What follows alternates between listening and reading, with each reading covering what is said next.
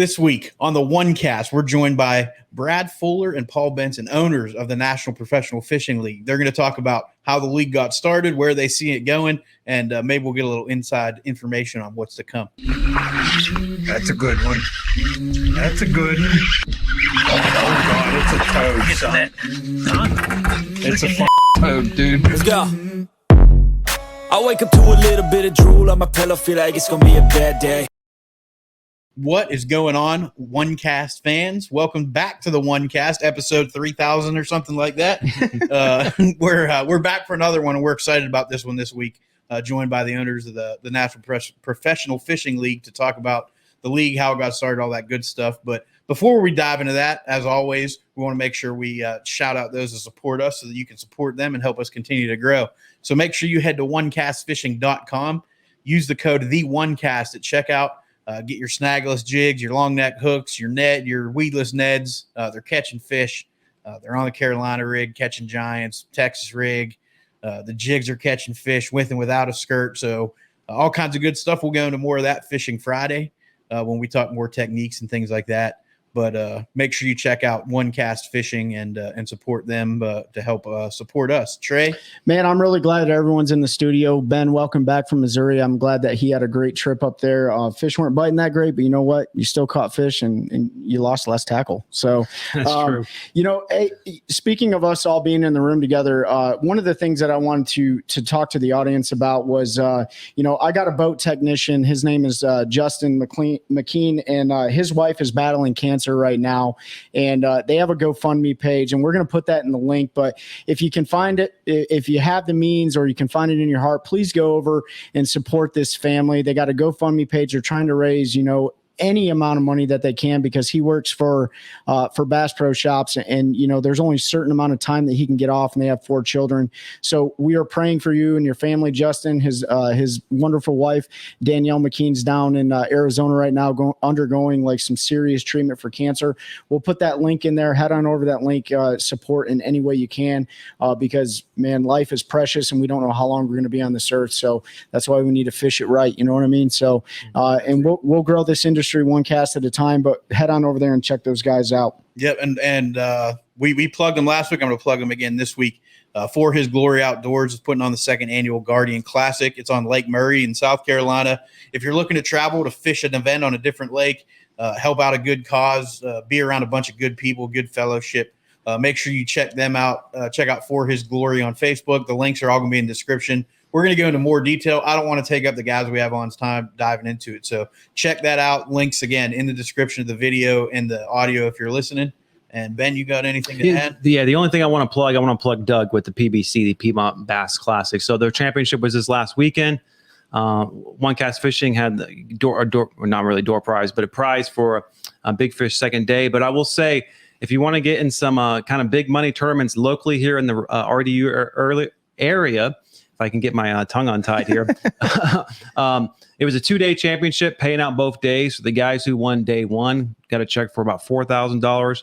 The top 40 qualified, and the winner in day 2 got $10,000. So pretty big payout for just a little local regional trail here. And so Doug's a buddy with us. So if you're in the local area, he's got a fall trail starting up, I think, in the end of July. Yep.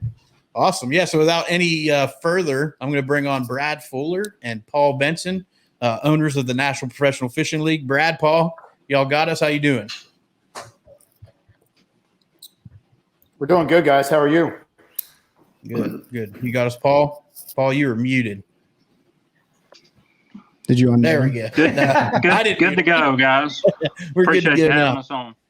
Absolutely. We're glad to have y'all. And we're, I unfortunately didn't make it down to Santee with Trey with it getting pushed today. I had some prior commitments. So I couldn't get down there for Sunday, but Trey got down there. You know, we've been talking about y'all since I think the first episode, maybe the second. Yeah. Paul, I've known you for a couple years now, and when the league came around, we were super excited, and it continues to grow. So, you know, we want to make sure that we talk about things that we excite us, and I think all anglers should be excited about what y'all have going on. So, I guess real quick before we dive into the league, if Brad and Paul, if you guys want to introduce yourselves and anything you want to share about yourselves before we get into that. Go ahead, Benson. Just Paul Benson, reside just north of Atlanta, Georgia. Been in the fishing industry for, I don't know, a little over 10 years now. And, was excited to get involved at the start of the league and be able to give something back to the industry, and be able to give something back to the anglers who truthfully, make up the majority of the industry that we're in. Without the anglers, none of us would be doing anything that we're doing. So it was just really exciting to get into a new venture, in an industry that I currently work in and currently love. Well, I got to follow that, talking about love and feelings and everything. Hey, guys, Brad Fuller. I'm the president of the NPFL. Been in the industry for the same about 10 years. Fished, the Toyota Series Costas back in the day, and owned the tackle company for about 7 years. We just relinquished control of that, sold that last year. That was Omega Custom Tackle. Have been involved in the NPFL since the inception, and man, what a ride it's been. And we're really excited. Currently reside in Ohio. I was out in St. Louis, Missouri for about 9 years. So we just transferred back to Ohio to the family farm here. You see the office is pretty bare, and you can hear the echo in here because there's nothing else in here but me and the computer. So we're still moving in and getting settled in and all that, but it's good to be back in the Buckeye State. Go ahead. Oh, I was going to say, before we dive in, the trip that I took down to Santee and getting to meet both of you was a pleasure. The format that you have, and we've been talking about this since day one, is something different, something unique, and you guys have really created a culture with the National Professional Fishing League. I've been to several big events before, from the the elites, the classic, the opens and stuff like that, and everybody has their own, I guess, identity in the outdoor space, and I think we've talked about it several times. What you guys have created is something that the outdoor space hasn't seen, because from going down there and getting to mingle with all the anglers and the fans, everybody just feels like a giant family. It doesn't, how you go to some of those events and it just feels like gambling at its best. It didn't feel like that when we were down there, when I was down there. So, I just wanted to commend you guys on running a great organization and giving another platform for, avid outdoorsmen like ourselves to watch. Cause it's a great platform, man. Well, Trey, you know a little bit about my background and where I came to adulthood and really learned how to be a man was in the military, and the bulk of that was spent in special operations. And culture is an extremely important thing to me. And I knew from the get-go, if we could establish the correct culture, levy expectations, and hold people accountable, that good things will come of that. It's not going to be easy, and it has not been easy. And you've got the right culture when the masses start holding each other accountable and they start doing thif within the culture for each other. You know what I mean? Like, unprovoked by me, unprovoked by Paul. And I don't know if I think I saw you guys may have spoken about this, about what the guys did for Bear and Adams. I didn't know anything about that. You know what I mean? Like, and whether I agree with them doing it, whether they should have done it, whatever, it still falls within the culture of what we're trying to foster here, right? Like, some guys are like, well, I'm not sure that was the right thing to do, or whatever. It's not. Hey, man, it's not about us, right? Like, get over yourself, check your ego at the door. It's about those anglers and that man and what they did for him. Period. That end of discussion. That's as far as the conversation needs to go. And for the people who don't know, I think 22 or 23 anglers got together and they actually paid Barron's entry fee into the next event, because they felt so horrible about what happened to him. And they know Barron, they know the man he is, they know his family, and they know what an honest mistake it was, and they just want to do something to lift him up. So they did that. Yeah. But culture, man, I could talk this entire podcast about culture and the importance of it, but I'm glad you felt that, because that's what we've been chipping away at the iceberg for, is to get that culture established and then root it and make it stick. Yeah, absolutely. And we've had several of your anglers on and folks that fish other series, but no anglers personally that fish with y'all. And that's one thing that they all say is the culture for the anglers. It's really about the anglers, as much as about a business as the league is, because at the end of the day, you have to run it that way, but it's really about the anglers and supporting them. And because without, like Paul said at the beginning, without anglers, none of us have anything. There's no league, there's no tackle, there's no anything. There's no podcast. There's no podcast. So, supporting them like you don't necessarily always see from other organizations is a huge thing. And everybody we've talked to that's fished with y'all, either previous or still fishes, has nothing but high marks on that. So it really speaks volumes. And I think a lot of people are starting to recognize that outside. Like you said, you're kind of starting to see the masses recognize the culture. And with other organizations making changes, you hear the working man and all this stuff all the time. It really is, fishing at a high level, but it also feels very grassroots because of the way that it's spread out. It allows people to be able to travel and fish and still work their full-time job and not stress nearly as much. So was that, I guess I want to go into the inception and how the idea came and the league was formed. Was that something that was considered when all that, or kind of how did this whole egg develop before it hatched into the NPFL? Paul, you want this one, or you want me to take it?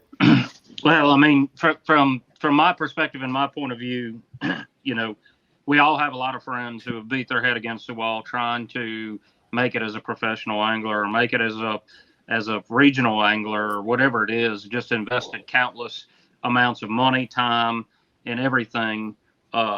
Chasing the dream, whatever their level of dream may be. Some guys it's winning a BFL, some guys it's going to the Classic.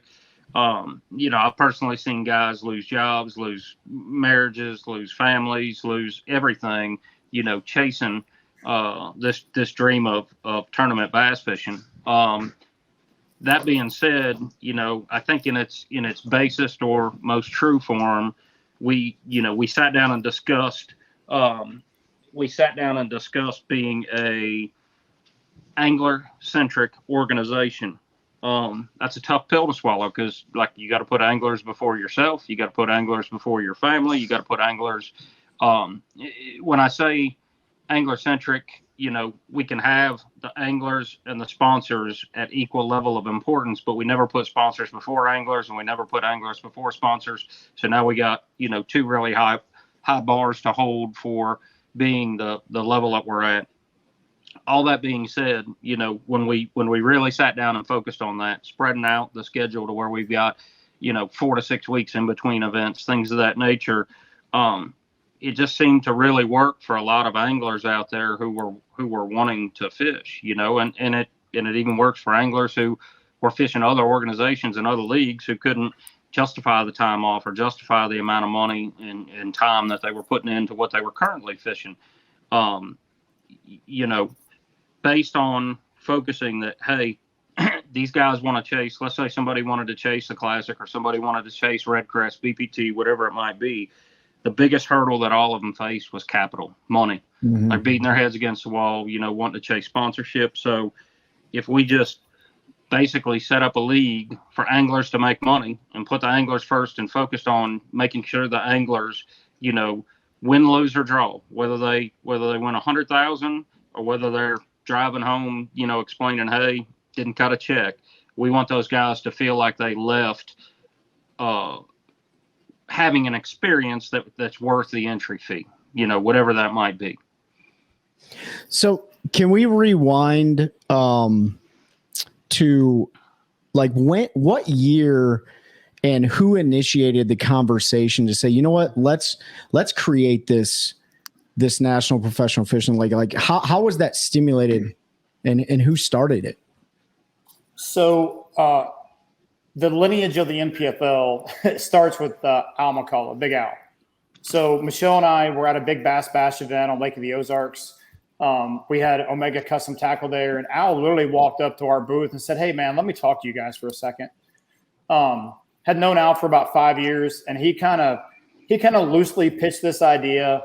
And it just so happened, Michelle and I had to drive from Lake of the Ozarks back to St. Louis, about a 3-hour drive, because our daughter had prom the same weekend as Big Bass Bash. Thank you, Charlie Terrell. So we had to drive up there, do the prom gig, and then drive back that night to be there for the next day of the Big Bass Bash. on the way home, my wife looked at me and said, "What do you think about that?" I'm like, "He's freaking crazy." Like, you want, and that, remember, that was pre-COVID, right? That was 2019, but we'd already heard rumblings of the merger or the split, if you will, of BPT and Bass. And I was like, man, it's just such a chaotic time right now. And we started talking about it. And we said, man, this might be the perfect time to do something like this. Like, people are kind of fed up. So when we started doing the analysis of alternatives of how we would do it, looking at all the business, the ins and outs of how would we do this. And we knew there were boxes we had to check along the way. Hey, we have to make this available to a broader audience. We're not going to take anglers from Bass. We're not going to take anglers from then FLW/BPT. Like, we have to create our own anglers. And then if we do that, what are some things we have to be able to do? We have to have a live stream. We got to be able to compete on some level with the live stream platform. I don't care about TV. Like, I haven't watched TV in 10 years. Everything is streamed on Apple Plus or Amazon Fire, whatever. We knew. And it just so happened we had a partner in Fixed Productions that didn't even exist then. And that had done some head-to-head fishing. I don't know if you guys heard of that or not. Yep. But they were live streaming it. And it was a very small console deal where they streamed. I called the owner there, Brian Keller. I'm like, hey, bro, you want to do something crazy? He said, absolutely. So they basically built Fixed Productions around the NPFL. And, man, all along the way, things just kind of fell in place. Every time we turned over a new stone, we're like, man, I think we can do this. I think we can do this. I don't know if we've ever talked about this on a podcast or not, but since it no longer exists, I think we can.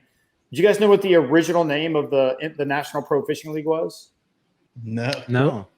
I think you said something when I was down in Santee, but what is it? Yeah, that's you and I talked about it, Trey. It was actually the Pro Circuit.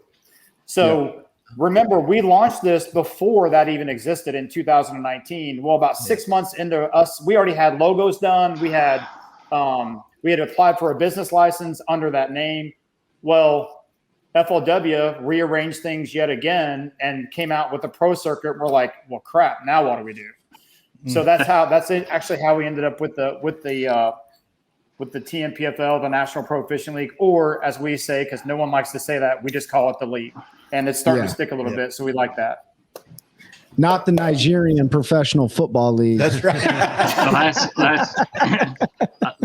We like to lay claim that the got there because of the Ohio State University and all of us being affiliated in one form or another. The Nigerian Professional Football League, they're going to come over and fish with us one year. We're going to send some guys over there to play football with them. That would be some great content. Depending on who you pick to send, that could be highly entertaining. Yeah. We hope to get to that point. So you guys put your heads together. Big Al came and talked about it. You guys are like, you know what? Let's take a shot at this. Professionals speak logistics and amateurs speak tactics, right? So, and you guys know that. How long did it take for the logistical planning before you said this is the decisive point? We're going to make this a thing. What, Paul? About? Well, I mean, just say a year. I mean, it was 12 solid months of, and we had. So, and I know you'll appreciate this. We had stepping off points where, okay, we have to have this by this point. If we don't have it, we're done. Yeah. We have to have this by this point. If we don't have it, we're done. And those milestones were created in a way that, I'll be honest, man, I never thought it was going to happen. I mean, just being totally honest with you, I'm like, the deeper you get into it, like you said, when you get into the actual logistics of getting a trailer, right? Like, hey, man, if we want to do this, like, trailered weigh in, blah, blah, blah. Like, we have to go find someone to build us a trailer that supports this. We drove up to Featherlight in the middle of January in Iowa. Don't ever do that. Like, Al and I we drove a two-wheel drive Ford F-250 or 150. Sorry. It was four-wheel drive. I take that back. But Al didn't put it in four-wheel drive until we almost died like 3 times. So the wind was blowing 100 miles an hour. It would literally just push the truck off the road. So we get the Featherlight, we sit down, and we describe what the guy wanted and what we wanted or what we needed. And they're like, yeah, we can build this. Literally, Paul, what do we take delivery of the trailer about 30 days prior to the first event? Yeah, it was within 30 days. So yeah, so luckily we had driven up there. Luckily we had done that, because if we hadn't done that, we would have had to push the season back to start, just because we wouldn't have had our trailer ready to go. So and again, the COVID had a big thing to do with that.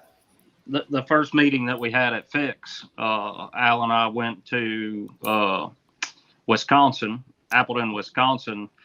I don't think it was January. It might have been December. It had to be November or December, but I remember it was 3 degrees when we walked out of the hotel that morning. And it's just like, man, it's just glutton. We just dug in right away. Yeah, that's wild to think. You were able to pull all that together in a relatively short period of time, and the production. And I've told Paul when I've seen him at shows. I know I've told Fat Cat, when I've talked to him. For those of you who don't know, Fat Cat Newton, he does some commentary and some other stuff for the NPFL. He's been with them since they started. He's a good dude. Make sure you check him out. But your production from day one, the first one I watched, was right up there with the other organizations that have been doing it forever. And so you could really tell that was a priority, and that you knew the importance of being able to stream that, so folks could watch it. And we're all fishermen. We all like to watch fishing, and to have another outlet to be able to watch that throughout the week has been great. And the production quality, the stream very rarely goes down. It's been a ton of fun. You've had great personalities on there with guys like James Watson and Fat Cat helping you out, and different folks. Luke obviously does a great job. So you can see that was high on your list, and being able to partner with Fix. I didn't know that about Fix, so that's pretty cool that almost 2 businesses spurred from that. They had their little production, but they sort of built the conglomerate that they're going for, the size of the business they're going for around the NPFL. So early on, you created opportunities for outside sources. That's pretty unique. I mean, that impressed. One of the things that's interesting about Fix that nobody knows, they were one of the first companies to ever stream for the Iditarod. They've got an attachment to one of the Iditarod greats. It's a young kid. I could pull out a book back there that I have on it. I don't remember the young man's name, but he's won multiple Iditarods, and they were having problems finding somebody to live stream or show anything live. They were talking about these big snowcats going and things of that nature. So we knew before we even got into bed, for lack of a better term, with Fix, like, we knew their capabilities. And it wasn't necessarily that their capabilities for doing that with the Iditarod would work for us. It was kind of, they were the people that we were like, okay, we want to do this, X, Y, and Z, make it happen. We get told no a lot, but by the end of the conversations, like, I don't think Fix has ever not attempted or tried something that we've asked them to do. Like they might stop block us and say, well, we've got this issue to contend with, or this issue to contend with. But as far as a production partner, we couldn't ask for anybody better, because we'll call them. Brad will call Brian at 3:00 in the morning and say, hey, I need you to do this, this, and this, and we need it done tomorrow. And they might gripe a little bit or things of that nature, but they always make it happen. And so while production is important to us, we're thankful to have the partner that we do that just makes it happen and gets it done. Yeah. So you had the idea, right? And you all sat down, put your heads together, and drafted, a business concept, a trail. You got a trailer made that you got 30 days before the first event. Let's talk about the partnerships. So besides Fixed TV, what other partnerships, like, who got on board with this, and how challenging was it to get other people on board with this, if any? Bro, it's hard to sell something on an idea when you've never done anything. Right. And all we have was a bunch of scratches, like, I built a PowerPoint briefing just like you've seen a million of, Trey. Like, I'm like, look, this is what we're going to do. We're going to, what was our slogan on the bottom of that? prove legitimacy, establish longevity, and something else, right? Like we're like, oh, this is genius. They're going to love this. I'll be honest, man. I think the bass tank with John was probably one of the first guys to go all in with the NPFL. Those early sponsors with Pro Guide was a year one. Paul, is that correct? Year 2, I believe.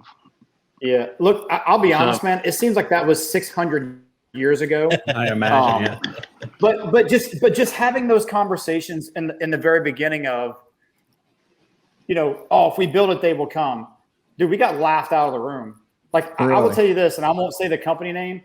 We somehow we got an audience with one of the biggest auto manufacturers in the world, like a seat at the table. This went into a boardroom with a bunch of these, and it was a freaking train wreck. I was like, dude, we're in way over our head. You know what I mean? Like, we are not. I'm fairly adaptable. I can pivot on a dime. I felt like a fish out of water. Like, it was just the most uncomfortable thing in the world. But Progressive was a year one deal. Dude, we owe Progressive an immense amount of gratitude just for taking a chance on the NPFL in year one. To get a company like Progressive on board and a significant partner, our number one partner, to be honest, as far as what they provide for us.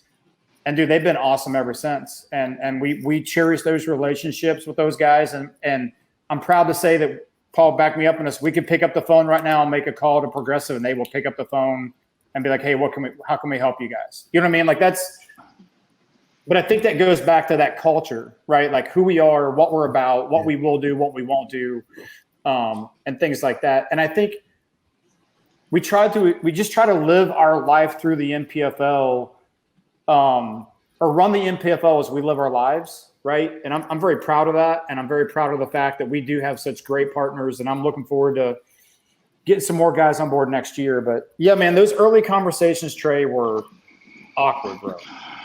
I'm going to go a different direction than what Brad did. He handled the sponsorship aspect. I will. I of course knew Fat Cat. I've known him a lot of years. It was an easy conversation. I'm not going to say he didn't say we're insane and everything, but he was on board pretty quick.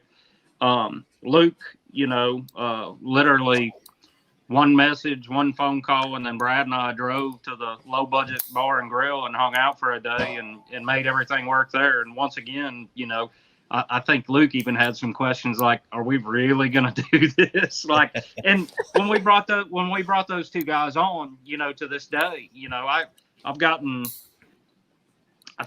3 calls from owners of companies in regards to Luke and LBL and just different interactions with anglers out there and stuff.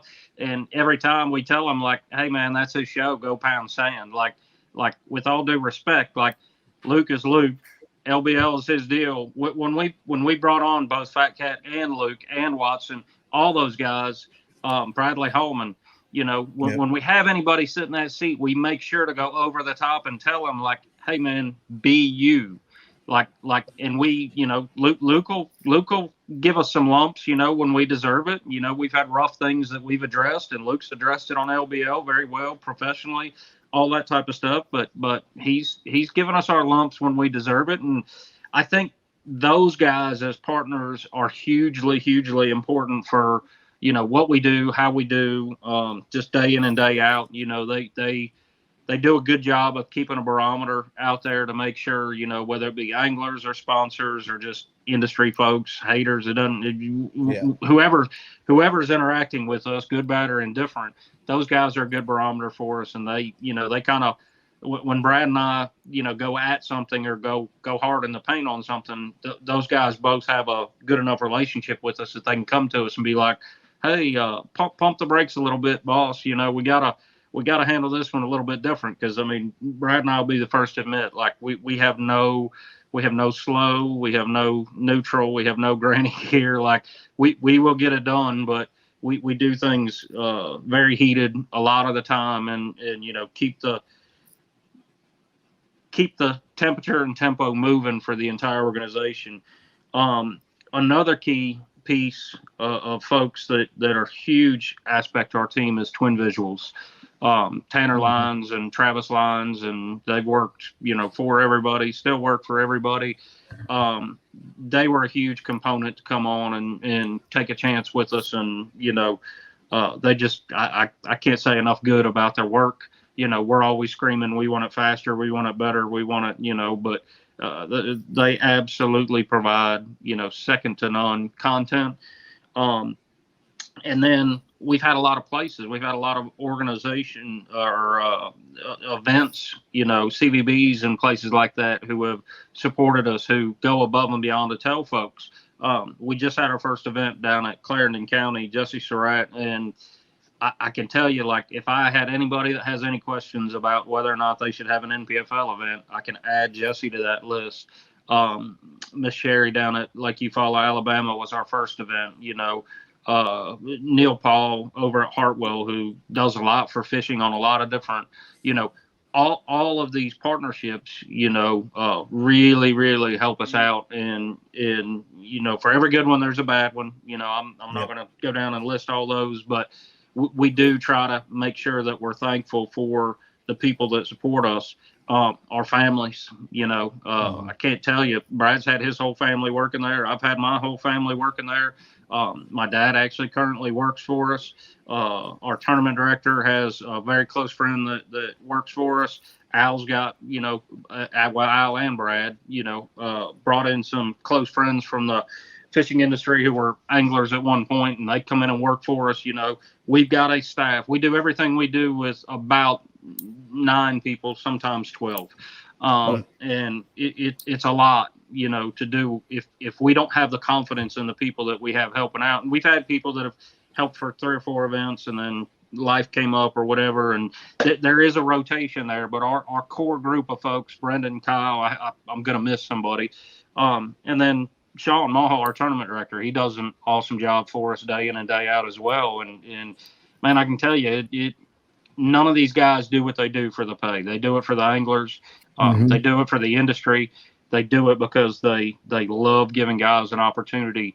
The first time we handed a $50,000 check out to John Sukup, it was a pretty enlightening experience. My kids were there because it was at Eufaula in Alabama. It was exciting stuff. We can verifiably say that we have changed anglers' lives. We say that with zero ego, like they do it themselves, but we've given them a platform to be able to go make money and then go chase a classic dream or go chase a BPT dream or whatever it may be. And it just, it's each and every day is coming more and more to fruition what we're doing. And rightfully so. Like we had to prove our viability. Brad will talk to that, at length. Like we didn't expect just to walk in and everybody pick up behind us and help us and support us. We understand we got to prove ourselves. And we've been able to do that, and we're thankful for the ability that we've had to be able to do that. Yeah, and I certainly believe that you've proved that, given, and we don't need to go into detail, but there's been plenty of road bumps that everybody knows if they followed you with the first year with the championship and kind of you made the shift to the 100,000 and it was a little bit late and it might have hurt applications a little bit and things like that, but y'all just keep rolling and it speaks to the culture again. And I know we keep saying that, but we all come from worlds where culture is something, whether it's business, military, you really have to have a culture and partners behind you that believe in the product and what you're doing. And I don't think there's any question that everybody involved and folks that are coming on board, fully are believe in the mission and what you guys are doing. And it's been great. So, year 1 wasn't without its road bumps, obviously. Year 2, got into that. So after the first year, you get through all those events. Like you said, I can't even imagine what it was like to hand that first $50,000 check out. That had to be a huge weight off the shoulder to say, man, we actually did it. Like we did it. And here, here's kind of the first pinnacle of that, making the peak there. So after that first year, there was a little bit of a hiccup at the end of the year. Did you kind of sit down, I'll use the term after action report. You go back through kind of what happened that year, right? And what went good, went bad. Did you see a need to make any big changes? Was there anything there that drove where you felt like maybe this isn't what we thought it was going to be, or did you feel pretty confident in what you had done to that point and just need to tweak a few things here and there?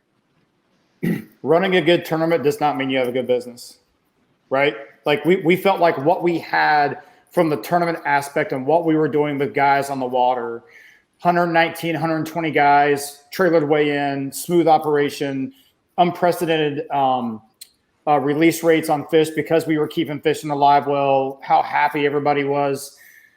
And I'll be honest, man, you're too kind on saying a row bump. It was a freaking travesty, right? Like to do the work we had done remember, at the end of that was almost 2 years worth of work.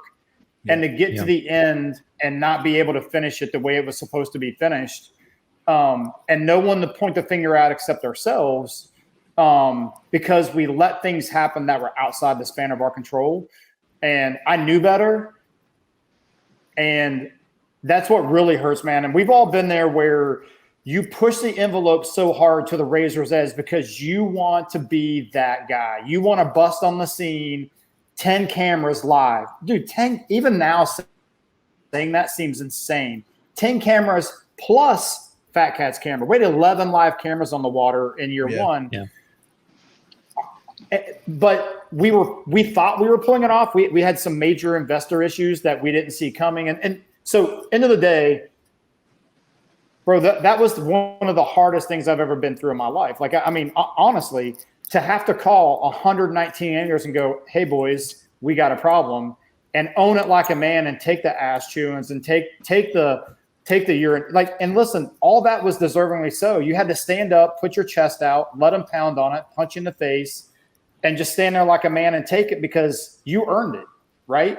Mm-hmm. And I really feel like, man, because of the way we handled that situation was why we got another chance in year two. Any other way we handle that, guys are like, yeah, we're out. You know, the fishing industry is fickle, bro. Like, you guys know it. You're in it. So the fact that we were, and guys saw the blood, literally blood, sweat, and tears we poured into every event and how committed we were to doing this. Man, I think 80 guys came back after that, which I was shocked at, to be honest, right? Like, so we run year two, we end up with like another 120 guys. And man, it was just like, wow. To me, that was the eye opener, right? Like, are we going to have a league? Are we going to have a league? Can we overcome this? And then to see that kind of response. And then our sponsors were like, hey man, we're with you guys. Like, everyone makes mistakes. You guys handled it the right way. I knew then, like, okay, like we if we can just get our life right, Bobby, as Fat Cat would say, like, that's right. Like we've got a shot here, right? So that was I think and I hope in 20 years and 25 years and 50 years, we look back and that was a pivotal moment in the legacy of the NPFL, right? Like, bro, listen, Paul will tell you, we're like, man, do we just fold up shop and, you know, and I just got mad about it. Like, I didn't want to quit. You know what I mean? I'm like, I don't want to go out like this. And it gets very personal. You know what I mean? Like, I've had the great privilege of doing some very hard things in my life that my kids and wife and family will never know about. And that's just the nature of what I chose as a profession. I wanted something my family could look at and go, hey, he did that. Yeah. And I didn't want to lay down and just quit. So, you know, I laughed at Trey. When you're dumb, you got to be tough. Well, you know, I'm pretty tough. You know what I mean? Like, we can figure this out. And man, to see where it is today and going into year 4, I really think we made the right decision. And I'm super proud of the organization and everything we've been able to accomplish so far, and really excited about what the future holds for the NPFL. Yeah. Was there a point where you and Paul and Al and everyone involved, was there one incident that you can think of where you guys came together and said, we might not be able to make this happen? Oh yeah. No, not one, bro. not one. I might be pulling the curtain back a little bit too much, but we have had very long in direct conversations about the what's and the how's and the why's, and fortunately we've had the diligence and fortitude to be able to make it happen. But yeah, we've had that conversation plenty. Well, and it's knowing who Paul is, knowing who I am, Al is, and the later partners, Mike and Kathy Como, they really breathed life into the NPFL, coming in and purchasing 51% of a piece of crap company that wasn't worth a nickel, right? And believing and I think the pivotal moment for me was when Mike looked me in the eye and he goes, "Hey man, I'm not investing in the business, I'm investing in you." Right? I'm investing in Paul. I'm investing in Al. I'm investing in Michelle. I want this to work because I believe in what you're doing. And being a phenomenal partner and business partner that him and Kathy are for us has been amazing. But dude, there's 100 stories we could tell you about that question you just asked, Trey. I would imagine so. So you guys know we did the studio on site in year one, right? How in the hell we ever pulled that off? Like, looking at it now, how easy and how there was no room to grow there. That was the real thing. But dude, the communications and the stress it put on production was really holding it back from what you see now. And listen, man, again, you guys are too kind saying that first one was a train wreck. That, like, everything, like the camera footage was good. I mean, we had the polarized lenses on. Like, we had some of the highest tech lenses on cameras in fishing. I know because I know someone in production at another organization called and said, "How come we can't do that?" So our professional photographers who do motocross and snowmobiling and skiing, they know that sunlight deal, to see the clarity we had on those fish catches when Jesse Millsap was, plunking betters off. But I remember the conversation I had with Luke when I shut the stream. I pulled the commentators off the stream. I think on day 2, about halfway through the day, we couldn't just get the comms figured out. It was such good fishing. That was the first time I think Luke Duncan wanted to actually reach down my throat and squeeze my heart. Because man, he's passionate about it, and for me to say, "Hey man, we can't stand the heat anymore. Like, it's not your fault. This is a technical issue, but I can't have you guys on talking over the anglers, and you can't hear each other." And Luke and I joke about that still today.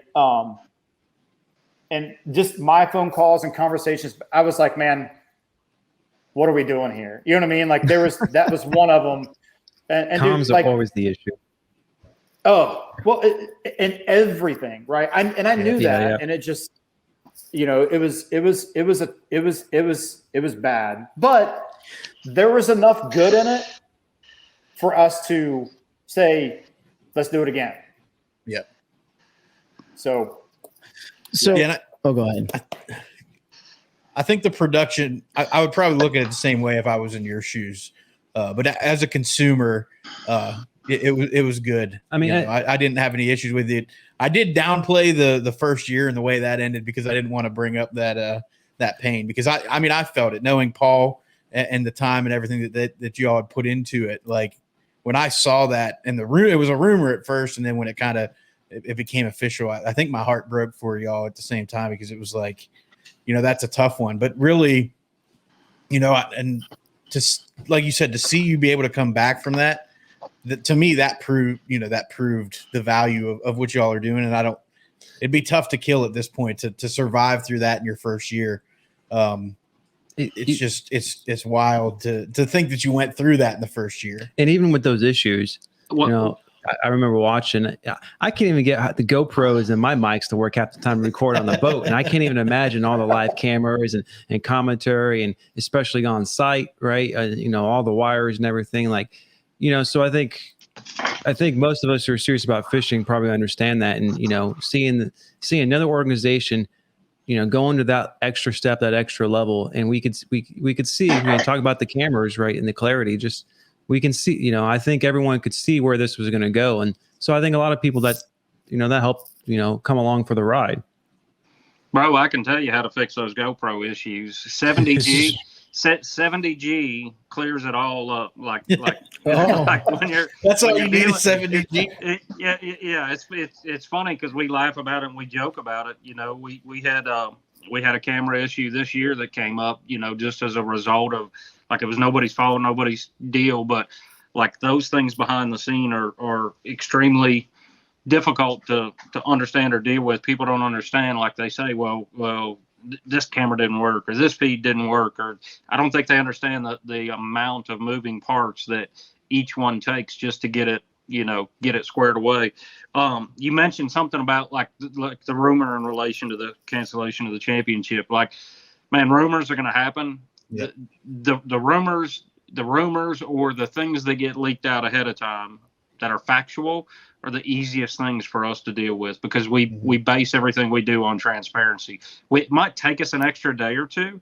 Like there's times we go to the field and we say, hey guys, you're finding out today. Hold it for 2 days for us, please, so we can get our ducks in a row and notify those folks like y'all ahead of time so that it doesn't come as a shock or anything. And that lasts about 5 minutes, typically most of the time. This year would probably last longer. The toughest pill to swallow, the hardest thing to deal with day in and day out is the rumors that are completely false or completely untrue.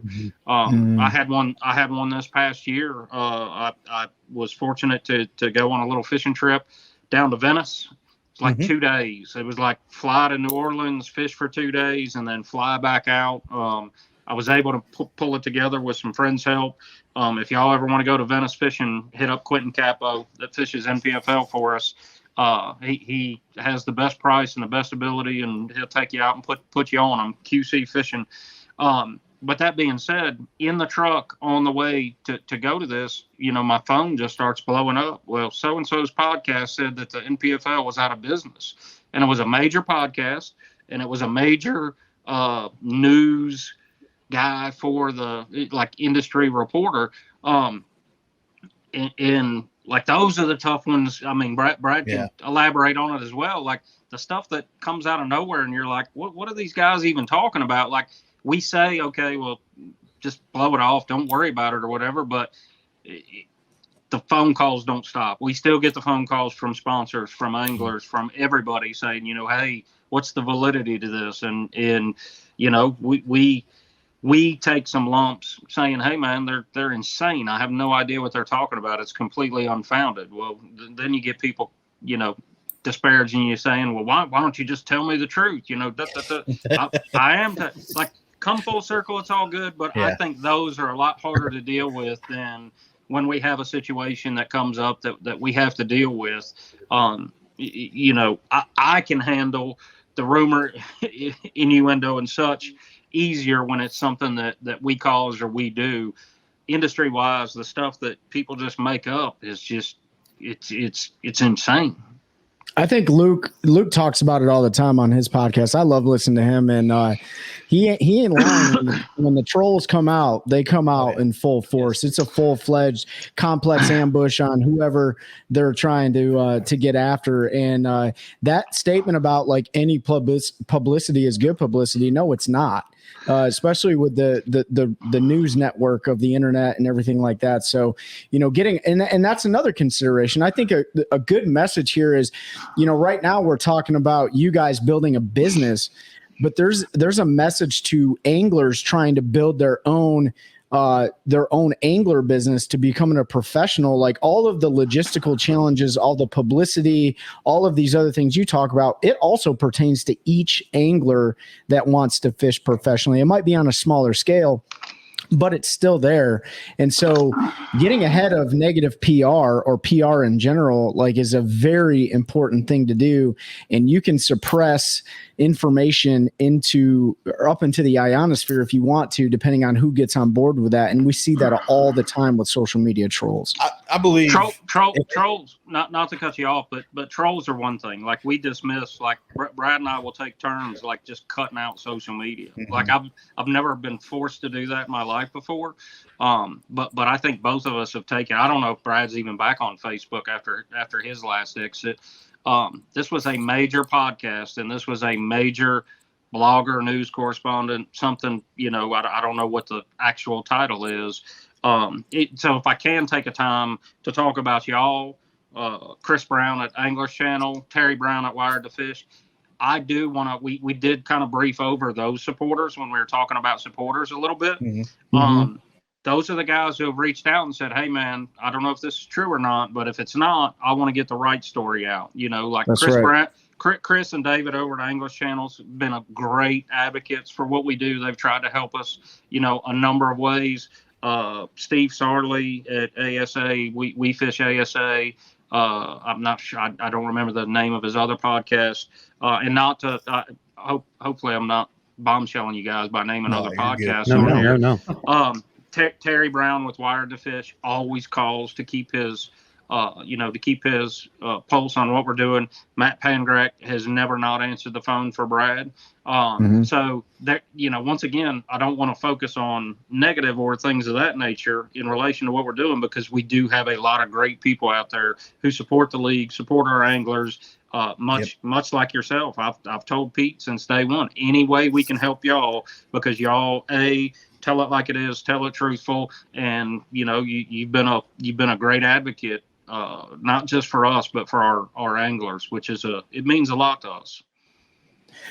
I want to dive into real quick before we jump into. I just wanted to say if there's ever any question about how y'all are going to handle a PR situation or something that comes up, just look at what happened with Barron and the way, you know, the ruling was made, and the same night y'all put out a post saying you understand it was a mistake, it was still a rules violation. You know, you backed your angler on what a great person he was. Yeah. You know, how his morals are, the standards, how he made an honest mistake. You're not going to – I'm going to be 100%. There's not another organization out there that I believe you would see that from. And if that doesn't speak volumes to the transparency and how you'll step up and you know, dispel any rumors that may come or whatever it is, you know, I just look at that situation and say anything that we hear from them or rumors, if there's any truth or validity to them, you're going to hear from them directly, and it's going to be concise, and that's going to be the truth. And I appreciate you recognizing our methods, because we're just like that. Like you said with Wired to Fish, them reaching out. If we hear something, I'm going to call Paul or Brad, and I'm going to say, hey, I just heard this. Is there any validity to it? You know, if it's going to come up, we get people that message us and stuff and ask questions all the time. So I appreciate the transparency that y'all have had through. I'm still going to call them road bumps, Brad. I know that some of them were travesties, but I don't want to put too much emphasis on the negative. I like to, you know, you need to talk about it because it's part of growing, but you don't want people to focus on that kind of stuff. So, well, man, and it's even just like your life, right? Like, I'm not proud of every single thing I've ever done in my life, but every single thing I've done in my life has led me to where I sit right here, right now with you guys, right? Here's the deal, man. I'll be honest with you. That knowing what we know now, living in retrospect, right, which we don't get to do, like, that was a train wreck waiting to happen. It's good that we wrecked at 30 miles an hour, not wrecked at 80 or 90 miles an hour. Yeah. Like, it was a year later, it's unrecoverable, right? So, man, I hate to say this because it really, really, really sucked. It's a good thing it happened when it did, how it did. And it taught us a very valuable lesson. I stepped in to take over as the president at that point, and we just, man, it's almost like it was almost like glue. Like, it just forged us together, a very tight network of anglers, guys that believed in us. And man, I'm not going to say I'm glad it happened. I'm glad we were able to come out of it like we did. Like, of course, we don't want something like that to happen, but it was pivotal in establishing the identity of the NPFL. Put it that way. Yeah. And I don't think there's anything wrong with saying you're glad it happened. I mean, I'll be open and honest about something personal in my life. I had a previous marriage that ended, and I'm glad it happened because it was the worst thing that ever, you know, that was going on in my life. It was a bad partnership. It was something that I probably knew could get me in trouble going into it, but I did it anyway, and it ended up biting me, and it turned out to be the best thing that ever happened to me. So I don't think there's anything wrong with making that comment that, you know, it might optics wise, people just don't understand. If you say, I think that's one of the best things that could happen is they've never been through something like that really does shape or show you how bad it was and where you can be once you get better.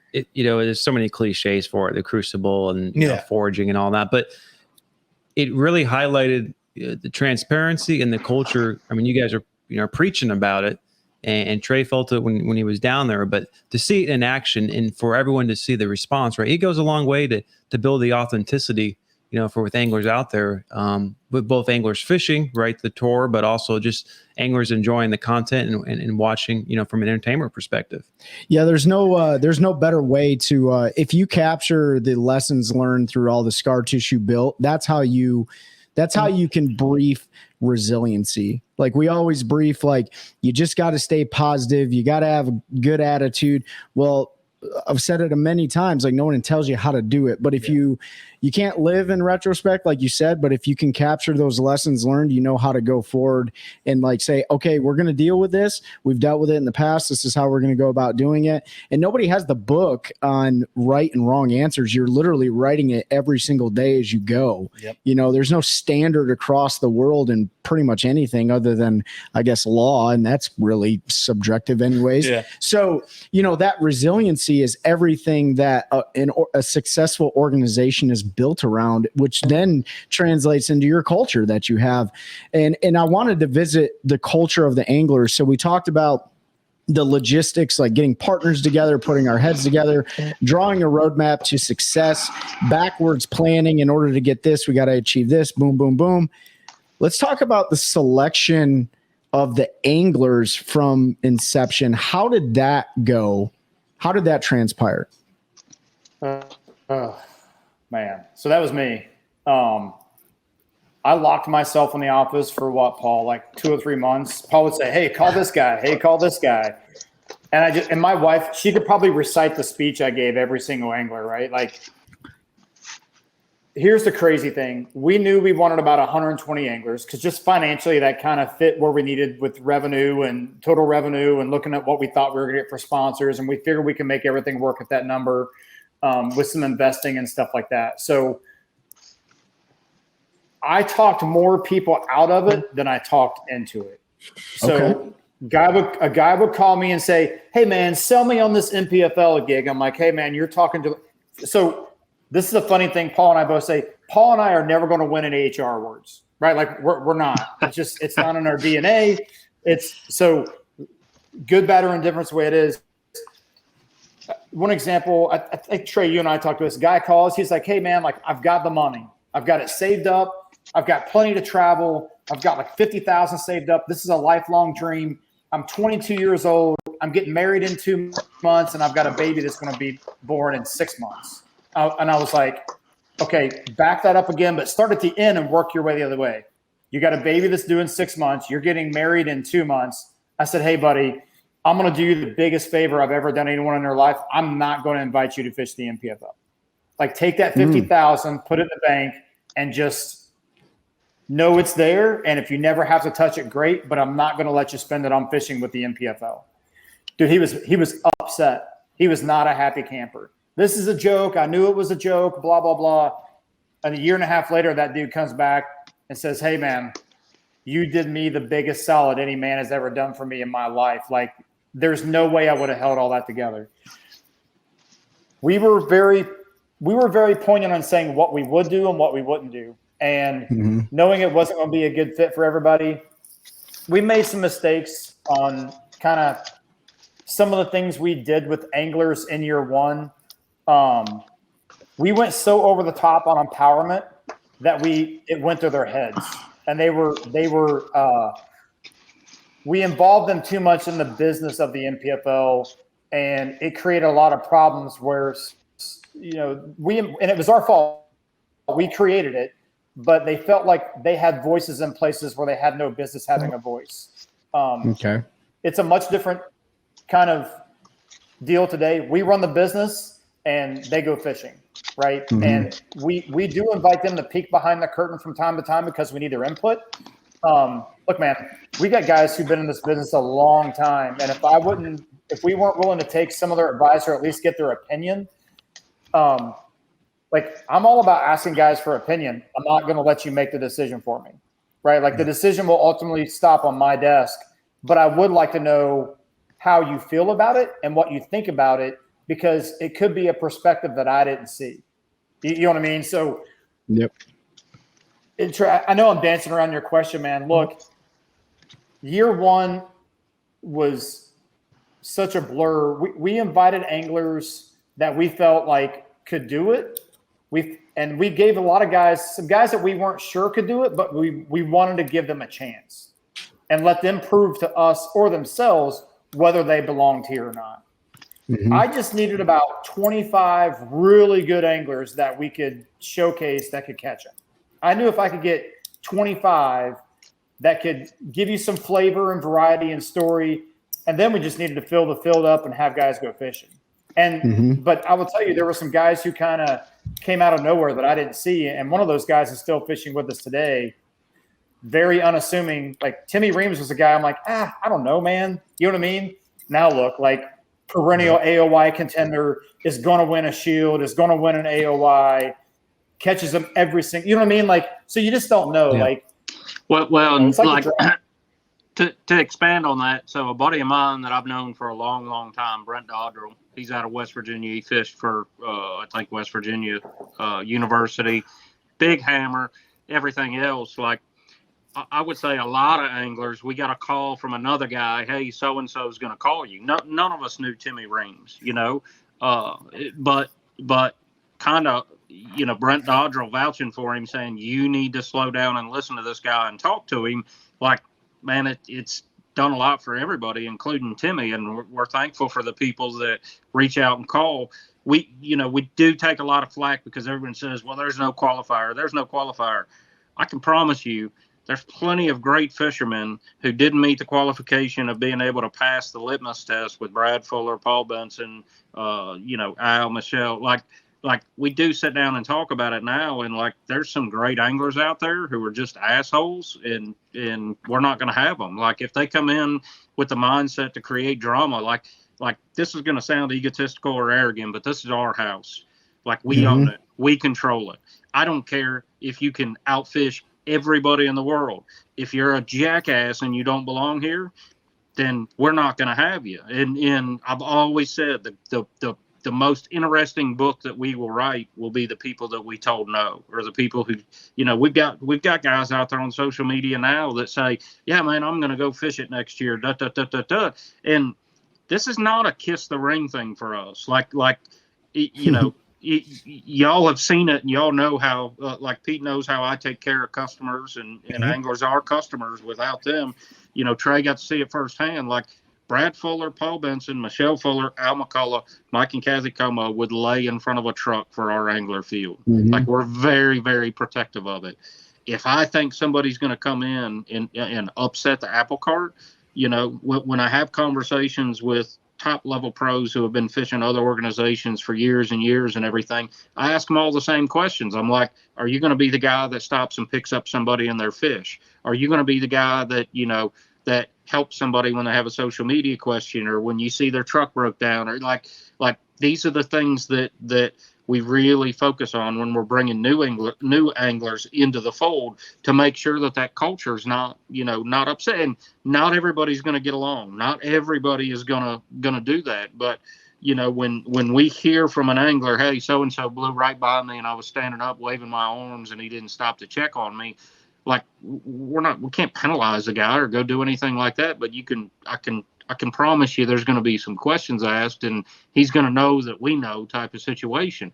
We want to make sure that the culture, anglers' wives, anglers' families, I tell all of them the first time that they're there and the first time they come see us, the first thing I tell them, if your wife's here, your kids are here, your parents are here, whatever, make sure they have Brad and I's cell phone number.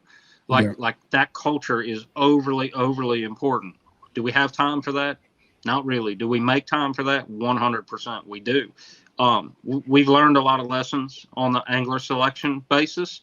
You know, I think we're getting better and better at it. You know, anglers are good salesmen. Are we going to be sold again next year? Yes. Brad and I will get sold again next year, and we'll go. You know, he'll say, damn it, Paul, why didn't you weed that one out? And I'll say, Brad, come on, man, that was all you. That does, like we will get duped, we will get tricked, but that's fine. Like the one thing that we're not going to do is, like, you know, when people nefariously do things to our organization or anglers in our field, like it doesn't slide. Like they think they might be getting away with something. It come full circle, come long term. Like it does not slide. Because I'll get calls. I'll get calls from their sponsors. I'll get calls from so and so. Well, I heard so and so wasn't fishing because of this, and I'll be like, no, so and so isn't fishing because he didn't pay his bill.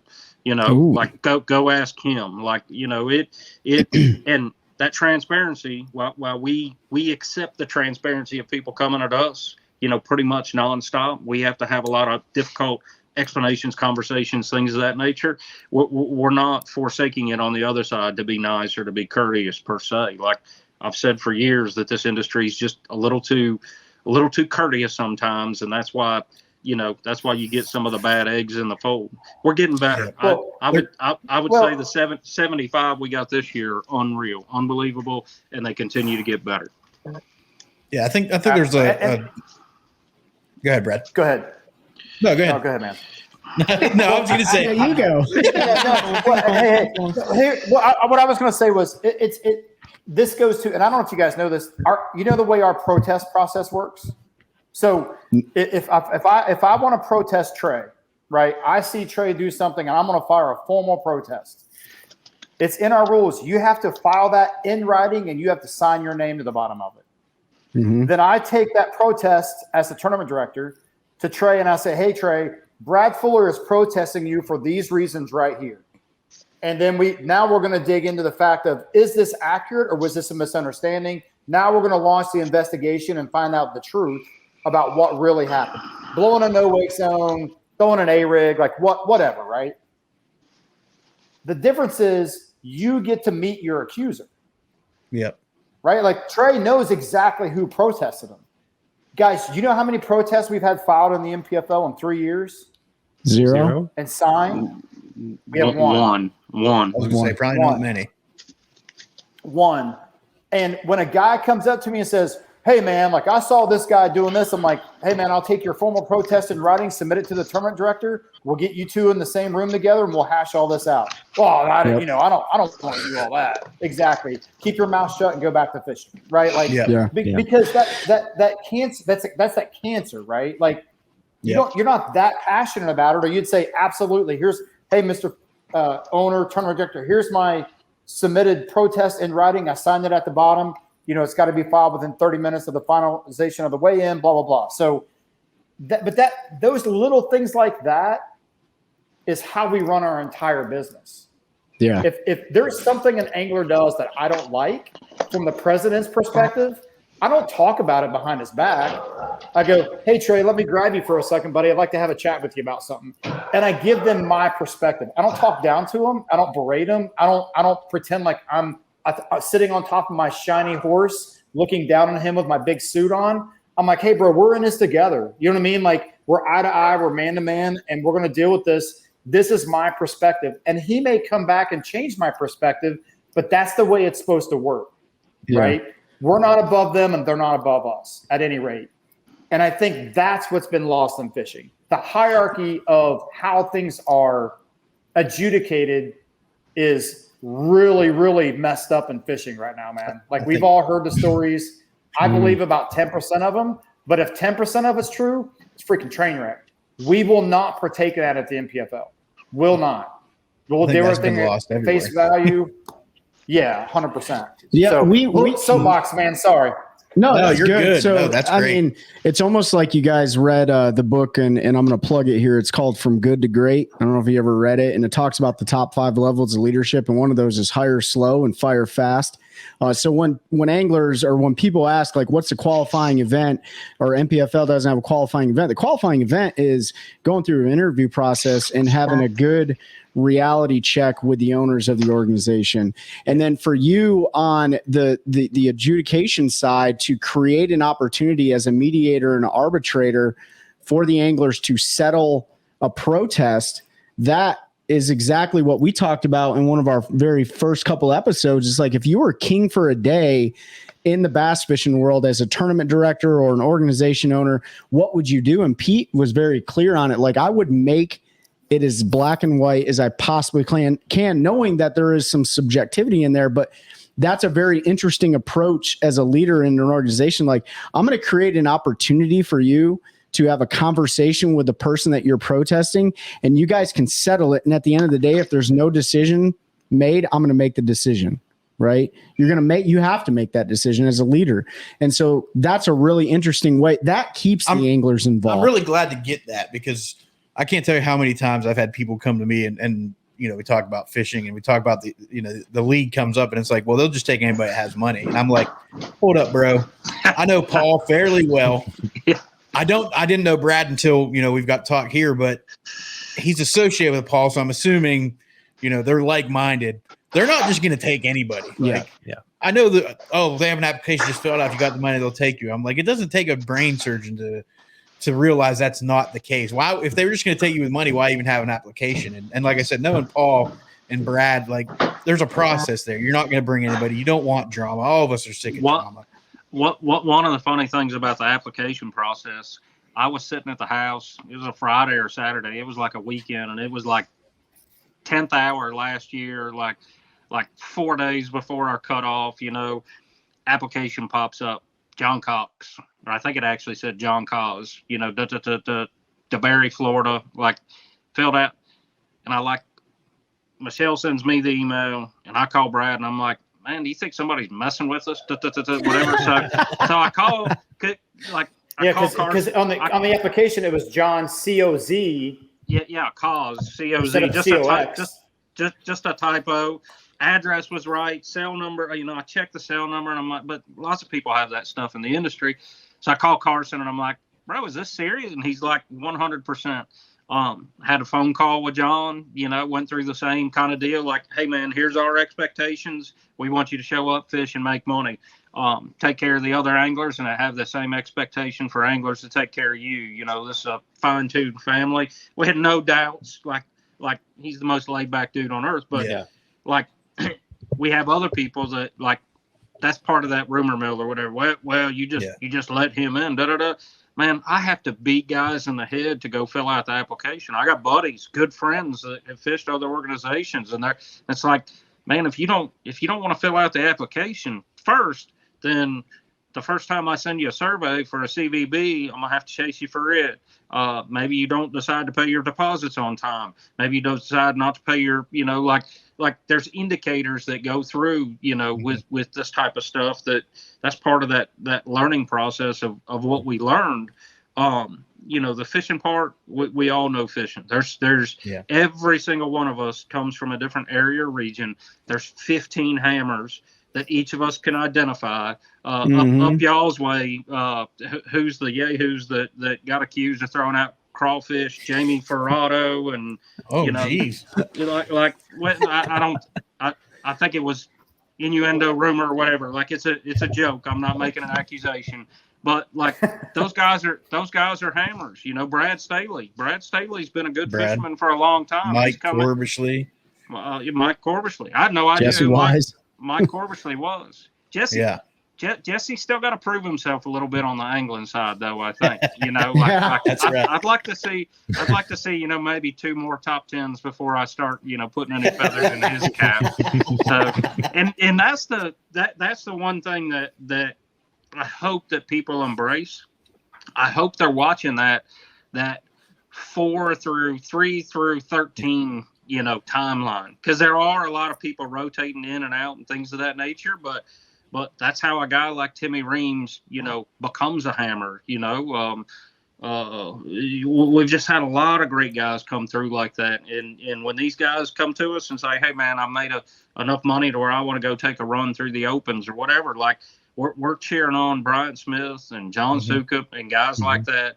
Each Bradley Holman. Bradley never fished for the NPFL. He just came in and did us a solid twice. Once at Watts Bar, and I believe the other was at the Harris Chain in Florida.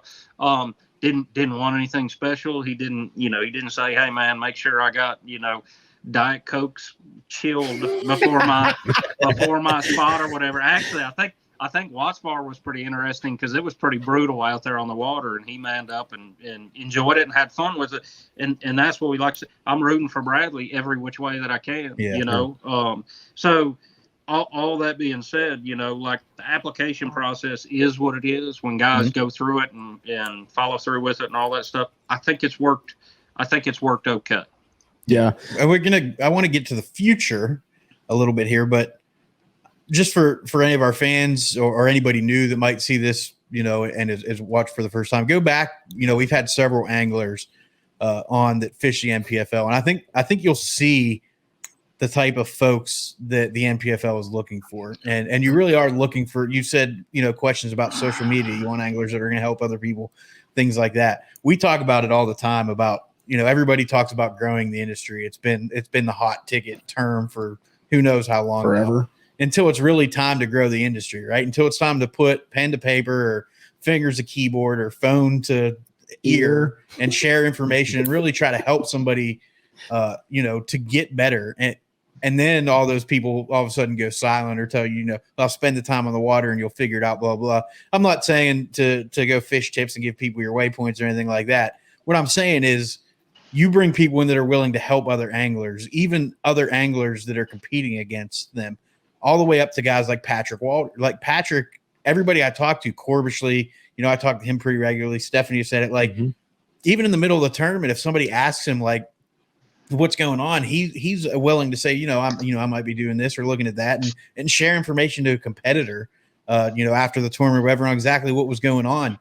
And I think that speaks volumes of the type of people that you're bringing in, because we all know in other organizations there's probably certain anglers that aren't going to tell you anything at any time other than the picture they might take with their rods and a couple baits hanging off of it, that they do for the sponsor or whatever. So to hear that kind of inside baseball with folks that are fishing with y'all, and to see just we're going to say it again, culture that's being built, has been different than anything. And it shows that application process works. And I can tell you, we can talk about it offline, that there was another guy from up our way that was going to fish with you that ended up not. I think he had trouble pulling funds or something, but you dodged a huge bullet on that one. So we can talk about it offline. Big time. Text me that name. I will. He probably wasn't considered. He was probably just telling you all he was. Yeah, there's a good chance. But it also shows how small the industry is. We all heard about the crawfish deal, because that's a hot topic locally. Paul and I were, when I went down to Santee, we were on the dock after Brad introduced me, and Paul and I talked about culture. Community versus culture are two different things. And, culture being, are these people going to come in and upset the balance? Are they going to, work well with each other? Are they going to be a steward of the profession? All those characteristics that any good organization would want out of people working for them, working with them. And you guys exercise what we call servant leadership. Like, even though, they're part of your organization, you're there for them. A question about the elite series anglers, the two that I know of that you have fishing for you, Walters and Cox, the original John Cox. I don't know if he's the original or not. He's John Cox. He's John Cox, Florida. Yeah. He's redo part 2. The original John Cox is a plumber in Carrollton. Yeah. Was there any hesitation out of your guys' decision to bring elite series anglers onto the NPFL? No, because the platform is for these guys to make money. Well, go ahead. I say no, Brad says well, I like it. I think we're attacking it from two different angles. I wanted the right elite series guys. Okay. Right. Like it was important to me that we just didn't open up the floodgates and have 40 of those guys that just want to double dip, and because that's not that doesn't help me build the culture. And I'll be honest with you. I told again, man, I'm not saying this in a bragging way. When someone, it doesn't matter. It could have been someone that I'd never heard of. It just so happened that I knew exactly who this guy was, this gentleman. And he spent the first 15 minutes on the phone call telling me everything we were doing wrong and what we had to change. And I let him finish. I said, hey, man, I really appreciate your input. I said, we're not going to be probably extending you an invite, but I hope everything works out for you, and maybe we can talk about this again later. He's like, well, why? I was like, hey, man, I need people who are conformists. Like, you have to trust that I have a vision for what this company is going to be, and we are in the building stages of that. I cannot have somebody here that is consistently and persistently sticking their finger to test if they can pop the balloon or not, right? I said, so you got to understand that you're very successful. You're going to do great in your career. This isn't going to affect you one little bit, but we're not going to be extending you an invite. that made in the circles that made some waves because people didn't understand why we did that. There was not a question. If Paul would have called me and said, you have to put him in, I was like, we're not doing it.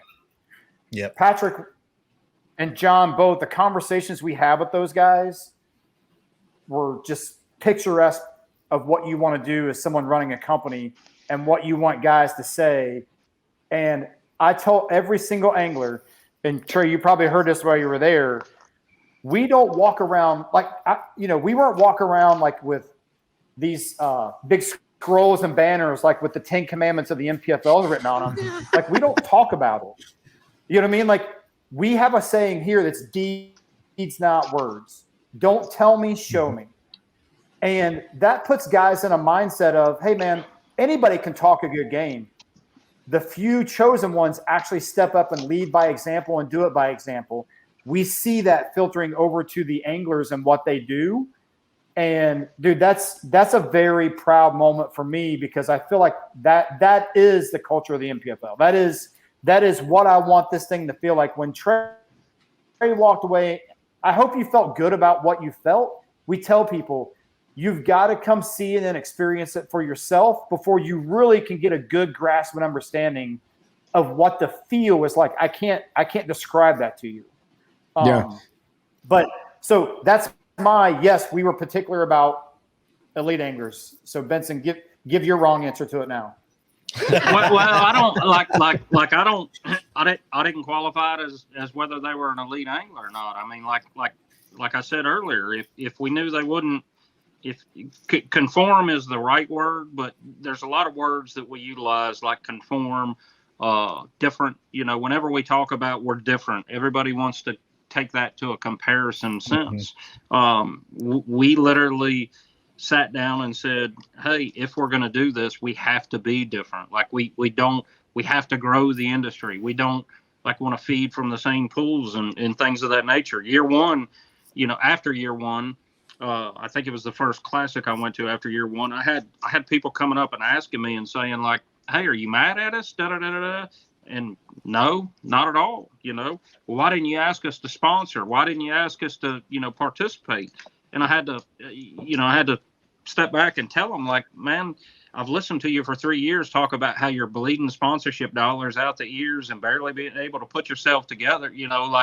Like we didn't immediately go into that pool to bleed companies who were already overextended on sponsorship dollars with other organizations, or maybe they're not, bleeding with other organizations, but they're happy with our partnerships that they have. And we weren't we wanted to make sure that when we came in, when we started, the first call was to Bruce Aiken. The second call was to Bill Taylor, because FLW was still its own thing then. And I think the third call was to Boyd's camp. I don't know if it went directly to Boyd or not.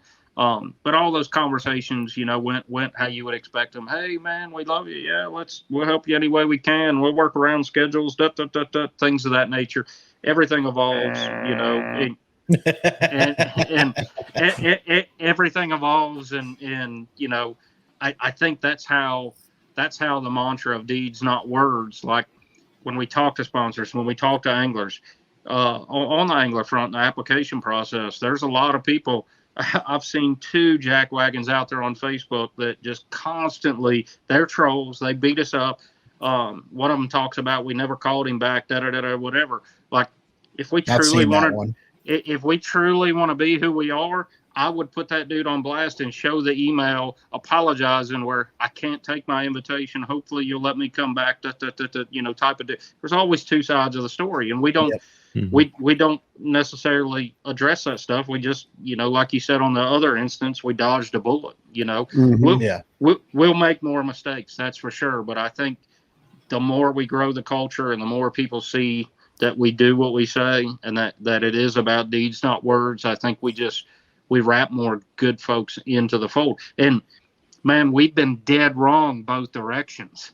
There's people that we've let in the league, and like, I've called Al or I've called Brad, and I'm like, you let that son of a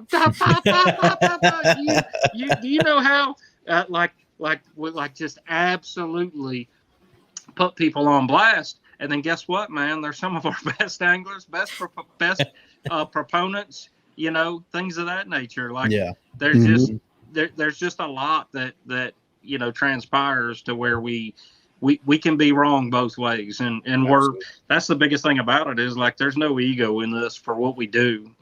You know, like we try to be as humble as we can. We do carry pride, and we do, you know, we want to be strong in our thought process and in our business model. But we do admit when we screw up, you know, and we learn from it. So we've heard, you know, building the culture. We've heard the word evolve, you know, so it seems like a good way to segue. What is the evolution of the NPFL? What's the future look like? Is there anything you can share with us and our fans that might, you know, maybe little sneak peeks or what the vision is in the next couple of years, things we might see? Yeah, man. And listen, I know I watch your podcast, so I kind of know the flavor of how you guys go at things. And I think you guys especially will appreciate this. From the business aspect of the NPFL, like guys are like, man, you've got to to be legitimate, you've got to have a qualifier. And I've always said, man, why would I have a qualifier? I've never filled my field yet. What are you going to qualify for? You know what I mean? You're going to prove that you can go out and spend $200 and fish a qualifier where everybody qualifies for the championship? Like, no. I feel like we're going to be saying this for the next 20 years. Next year is a really pivotal year for the NPFL. Mm-hmm. Mm-hmm. Because we don't know what's going to happen. We don't know how many anglers we're going to have. We're going to cap the field at 130. 130 is all we want to do what Trey saw us do at the event. Like it's like we're going to have to sleep for the week prior, make sure we take the week after off. It's going to be a handful. But from the fiscal aspect of it, the fiscal side of it, that is where we need to be to kind of get everything going where we want it to go. You guys kicked Paul off. Sweet. He was driving me crazy. There's so there he is. No, we're gonna go ahead. What'd you do? It was an angler emergency. So not an emergency. We're good to go. But it's a good example of like I didn't do that for effect. Like somebody text me and said "dut in caps. Like I make sure to go read it to make sure that it's something that can wait till we get done with this. So, gotcha. So we are going to go to 130 next year. How that shakes out will drive the future of the NPFL. If we're at 125 or we're at 120, we don't get to 130. That has one set of kind of directional arrows off of it. Do this, not this, blah, blah, blah. If we've got a waiting list of people, hey, man, if we've got a waiting list, now we need to start looking at everyone that wanted in couldn't get in or everyone that fit couldn't get in. Here's the deal, man. I'm just super bold-faced honest with you. I'm a little worried about the maturity of the organization being able to handle an open qualification because now we don't get the screen, right? Yep. So we have to make sure that the business model is mature enough, the media outlets that we have access to, everything has to be postured, poised, and ready to accept the fact that anybody who qualifies gets the fish. The organizational structure has to be rock solid. Mm-hmm. Duties and responsibilities within the organization of how things go. And because listen, you build those for the Baron Adams moments, right? For when things go absolutely sideways. When everything runs smooth, you don't learn shit, right? It's when we have X, Y, and Z go wrong with production or with something. And every time one of those things happen, it's just made us recalibrate on what we're capable of and how we need to do things. So we're going to get into some specifics because I know that's what you guys want. But when you talk about the future of the NPFL, we are going to run this business and scale the business based on how the business is performing. To this point, hey, man, 75, 76 anglers has been a dream to run. I will tell you right now, if I get a vote, and it just so happens I get a big vote, 80 to 100 is the sweet spot where we want to live when we're in full like production mode. Like when everything is hitting its stride, sponsors are there, 80 to 100 is where we want to be. So if you take 130 and you start looking at that, then you can go, well, if they go to 130 and they do that for a couple of years, and then they're saying, well, if they have a waiting list, we're going to build a qualifier. Hey, man, we're taking the field back to 100. The bottom 30, the bottom 50 guys or 40 guys, whatever the number is, will have to qualify for the NPFL in one of these 3 qualifying events. You know what I mean? Like, I'm spitballing there, but and then you build the regions after that and all that stuff. So I think the future, if you're a fishing guy, the future of the NPFL is pretty evident. Ooh, I think we lost them, Paulie. They're I thought still they up there. froze. I was like, man, they're just lost. They'll be back in a minute. Can they edit this stuff out? Oh yeah, they're at it. I'll get it. We'll test it. So what are you having for dinner, bro? Sorry about They're back. that. They're back. So Did you hit record again? Are we still recording? recording. That was probably Corbersly texting them after he texted me that it was an emergency. They were checking on him too. I'm just kidding. It was not Mike Corbersly. He has never texted me for an emergency ever. So I think that one thing to talk about in relation to the future, like Brad, elaborated on in relation to that, like we're willing to listen. We're willing to adapt and make changes based on what's in the best interest of anglers, what's in the best interest of sponsors, and what's in the best interest of fans. Like there are some foundational aspects that we're never going to sacrifice. But we never speak in definitives. We never say never. Like we've had a lot of things happen over the years, good, bad, or indifferent, and we're just always kind of looking ahead to try and understand what that evolution may look like. We have a lot of people, for whatever reason, who just hammer us about co-anglers. I can say pretty definitively that we will never have a model for co-anglers. And I fished the opens for a couple of years as a co-angler, not because I wanted to be an angler, but I needed to learn the industry and needed to understand how the industry works. Brad's fished as a boater with co-anglers. Brad's fished as a co-angler. Like we've got a lot of input and a lot of feedback in how we make adjustments. Now, that being said, if people are passionate enough about a 2-man format, there could be a team deal out there someday. Like nothing is off the table with us and nothing is too far outside the box. But that being said, we want it to be a positive experience for whoever's paying that entry fee. Yeah. We want to make sure, I don't want to get into this, guys griping about co-anglers messed them up or co-anglers griping about boaters front boating them with their, Etch-a-Sketch, whatever they're utilizing to see the fish these days.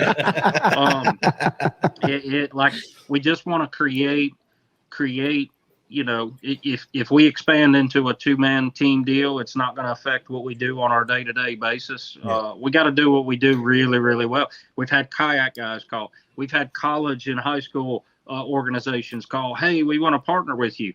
Man, I'll task y'all with something, okay? If y'all want to be the podcast, the greatest podcast to ever figure anything out in this fishing industry, write me up a flow chart on how the state and national high school and college championships are organized and what you do. And I'm not trying to pour mouth, because I think that everybody that works in those worlds, with the exception of a 1%, I think that everybody works in those worlds they do it for nothing, like the coaches, the boat captains, and we're extremely, extremely thankful.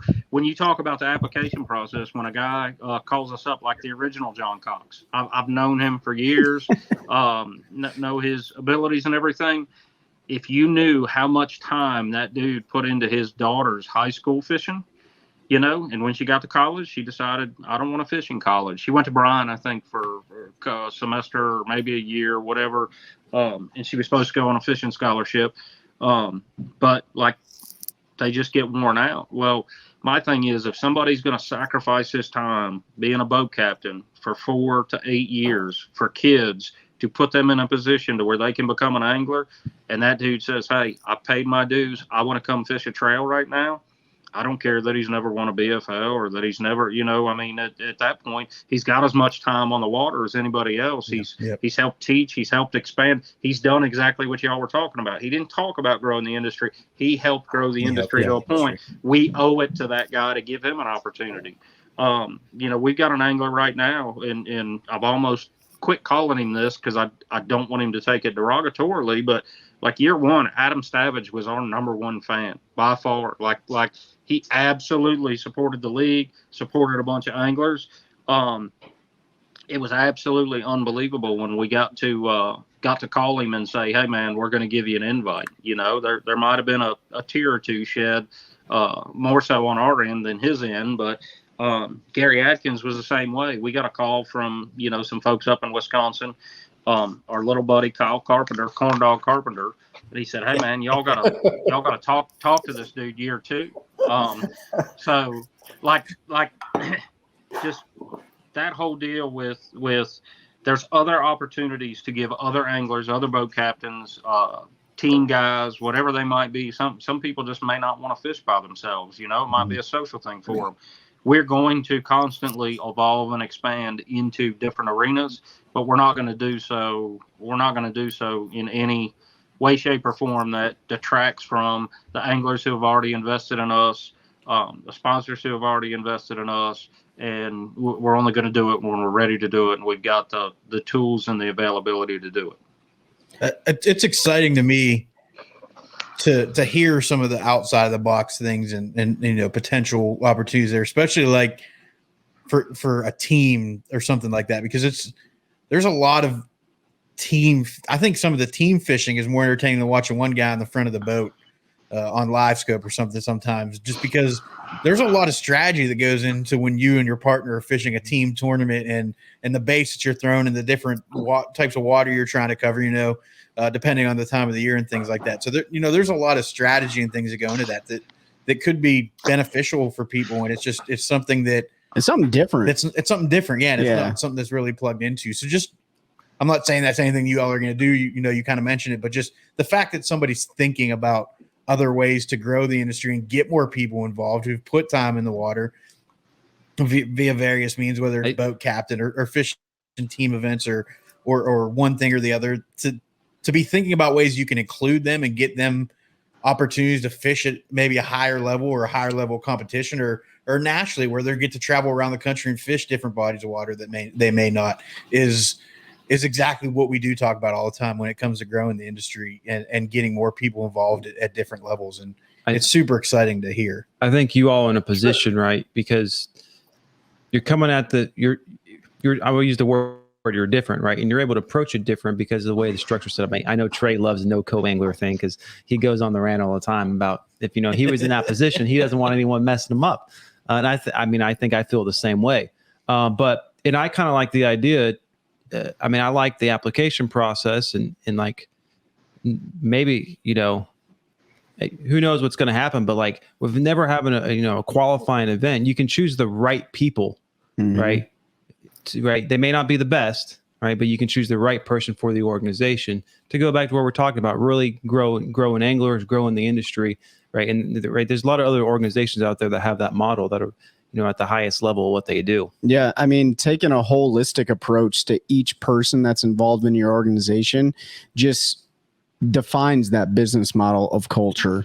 And that's something you don't see a lot of times. There's a lot of great anglers and they objectively can meet the mark in a qualifying event.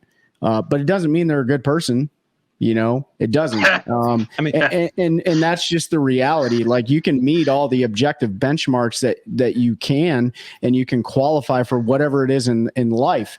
But when you actually get down and peel the layers back on a human being and get to understand who they are and the why behind the why, then you can actually be selective and take a holistic approach to building your enterprise and how you guys are doing it. And it's all based on conditions, so like, those listening and watching this, it doesn't mean the NPFL is going to change over the next 2 years. We don't know. That's on the ownership and setting conditions for what the next step may be. But like you said, Paul, you're not going to compromise what you currently have in order to try to advance too fast. It's all conditional. Yeah. Well, so Trey, did you talk to these guys about how I can fix the entire sport of bass fishing conversation no, you and I had? Let's go ahead and break that down. What was it impactful enough for me to do you remember what it was? I mean, I remember a lot of things, but you're gonna have to refresh my mind. Okay. So Very tactful. maybe this wasn't as great as I thought it was, because I really thought Trey would be like, you got to talk about that. So, and TBI, on the guys, TBI, dude. Preach. So if we really wanted, so we hear the analogy, and I've heard you guys talk about this, comparing fishing to golf because they're both individual sports, right? And listen, this is never going to happen, but I do have some contacts in Saudi Arabia, and I think I could get some Saudi money. So let's say we can get some Saudi money, right? And we go, hey guys, we're going to start we're going to merge all of them. I'm going to buy everything out. I'm going to buy BPT. Yes, Saudi money can buy BPT. I promise you. Oh yeah. Saudi money can buy bass. I promise you. Saudi money can absolutely buy the NPFL. I promise you. So we buy all of those organizations and we form something that looks more like Major League Baseball or the NFL. We have regions and we have teams inside that. Team Mercury, Team Yamaha, Team Suzuki, Team Rapala, Team Sixth Sense. Those teams compete against each other in events, individual versus individual. And when you structure all that out, you start to have league sponsors, you have team sponsors, but you compete all at one event, competing against pieces and parts at those events. You televise the whole thing, you build it around the NFL, the National Fishing League, whatever. But my point to this conversation, or this point, is when you start talking about outside the box thinking, like, dude, we're never going to be the PGA. I golfed incessantly for years, traveled in golf. Like, trust me, there's many, many reasons why we will never be golf, right? Yep. But the number one reason we're a fractured entity. We are 3 or 4 entities all going after the same little pieces of the pie. And just geographically speaking or fiscally speaking, this is a very small piece of pie compared to what other industries operate with, construction and textiles and whatever else. It's such a small piece. It's never going to get to where the fans probably really want it because of this construct that what it was born into, until it's all ripped apart and started over. And I know that's absolutely atrocious to say, but you would have to blow it up, rip it all apart, and start over for it to really be what people say they want. But listen, I don't think they want that anyway, because people don't even understand what they're saying. So that was my idea. I tried to get some Saudi money, how I could fix it all. Well, you didn't mention the Saudi money thing down in Santee, but you did mention that there is a way to build it like very unified, but it'll never happen. I do remember having that conversation. It's never going to happen. Right. And speaking of it, never going to happen from all of the organizations getting together. What has there? You don't have to name them, but do you have adversaries that want to see you fail? 100%. Yeah. Yes. Yeah. Yeah. And that's totally contradictive to the mindset of growing the industry. I've spent hours and nights awake, like, trying to figure out, like, man, what I ever do to that guy, or why would that even matter? I think that's just how, man, whatever issue is going on in that person's life, or it's blind loyalty. Like, they think it's going to garner something. You know, we got a call about another organization the other day. Well, these guys are doing this, da-da-da-da-da-da. And the level that they were talking about doing it at, it just wasn't like the bottom level doesn't talk to the top level. So we knew there was a disconnect. Like these people had not been instructed, do this to that person because he's affiliated with that league. Like, that's just unrealistic. I can tell you, Brad and I are both vehement conspiracy theorists. You know, I don't know if that's because of our life or whatever. Like, it doesn't mean we don't talk about it and we don't think about it. You know, like, we're always looking at everybody's angle. That being said, like, man, those people those people fuel this more than they know. Like if somebody wakes up in the day and they say, man, I'm going to do everything in my power to put Paul under the gun, or to do harm to Paul, or to do harm to Brad. Like I screw up enough to where I can't make it past my own screw ups to get to the point to where somebody's going to be able to affect what I got to do on a day-to-day basis. I got to focus on, maintaining and managing what I got. That being said, like, man, let us find out. And like, that's just fuel for the fire. Like sure. It helps to know it, because you don't have to wonder anymore. But at the same time, like, don't care. Like, I mean, if you hate it and you want it to fail, like, go back and lie to a bunch of other people about how you want to grow the industry. Because I don't see that coming out of those corners sometimes. Yeah, man. I won't out anybody, because that's not what we're about. But the answer, 100%. I was never so proud when we made a slideshow that was leaked to another major organization with some things in there that were actually wrong. But I was like, holy crap, man. Like, they know who we are. That's awesome. Like, I didn't care that they were talking shit about us. It was the fact that, man, we made it. Like, we made the secret slideshow that gets leaked out to everybody in the press. So it was pretty awesome. I'll be honest, man, and I don't. We probably spend enough time together, Trey. Like, you'll appreciate the comment. I don't care. Like, when I say that, it used to eat me alive, dude. Like, it was the reason I woke up in the morning. It was the last thing I thought about before I went to bed at night. Staggering to the coffee pot, I was thinking about those sons. Like, they will not beat me. Blah blah blah.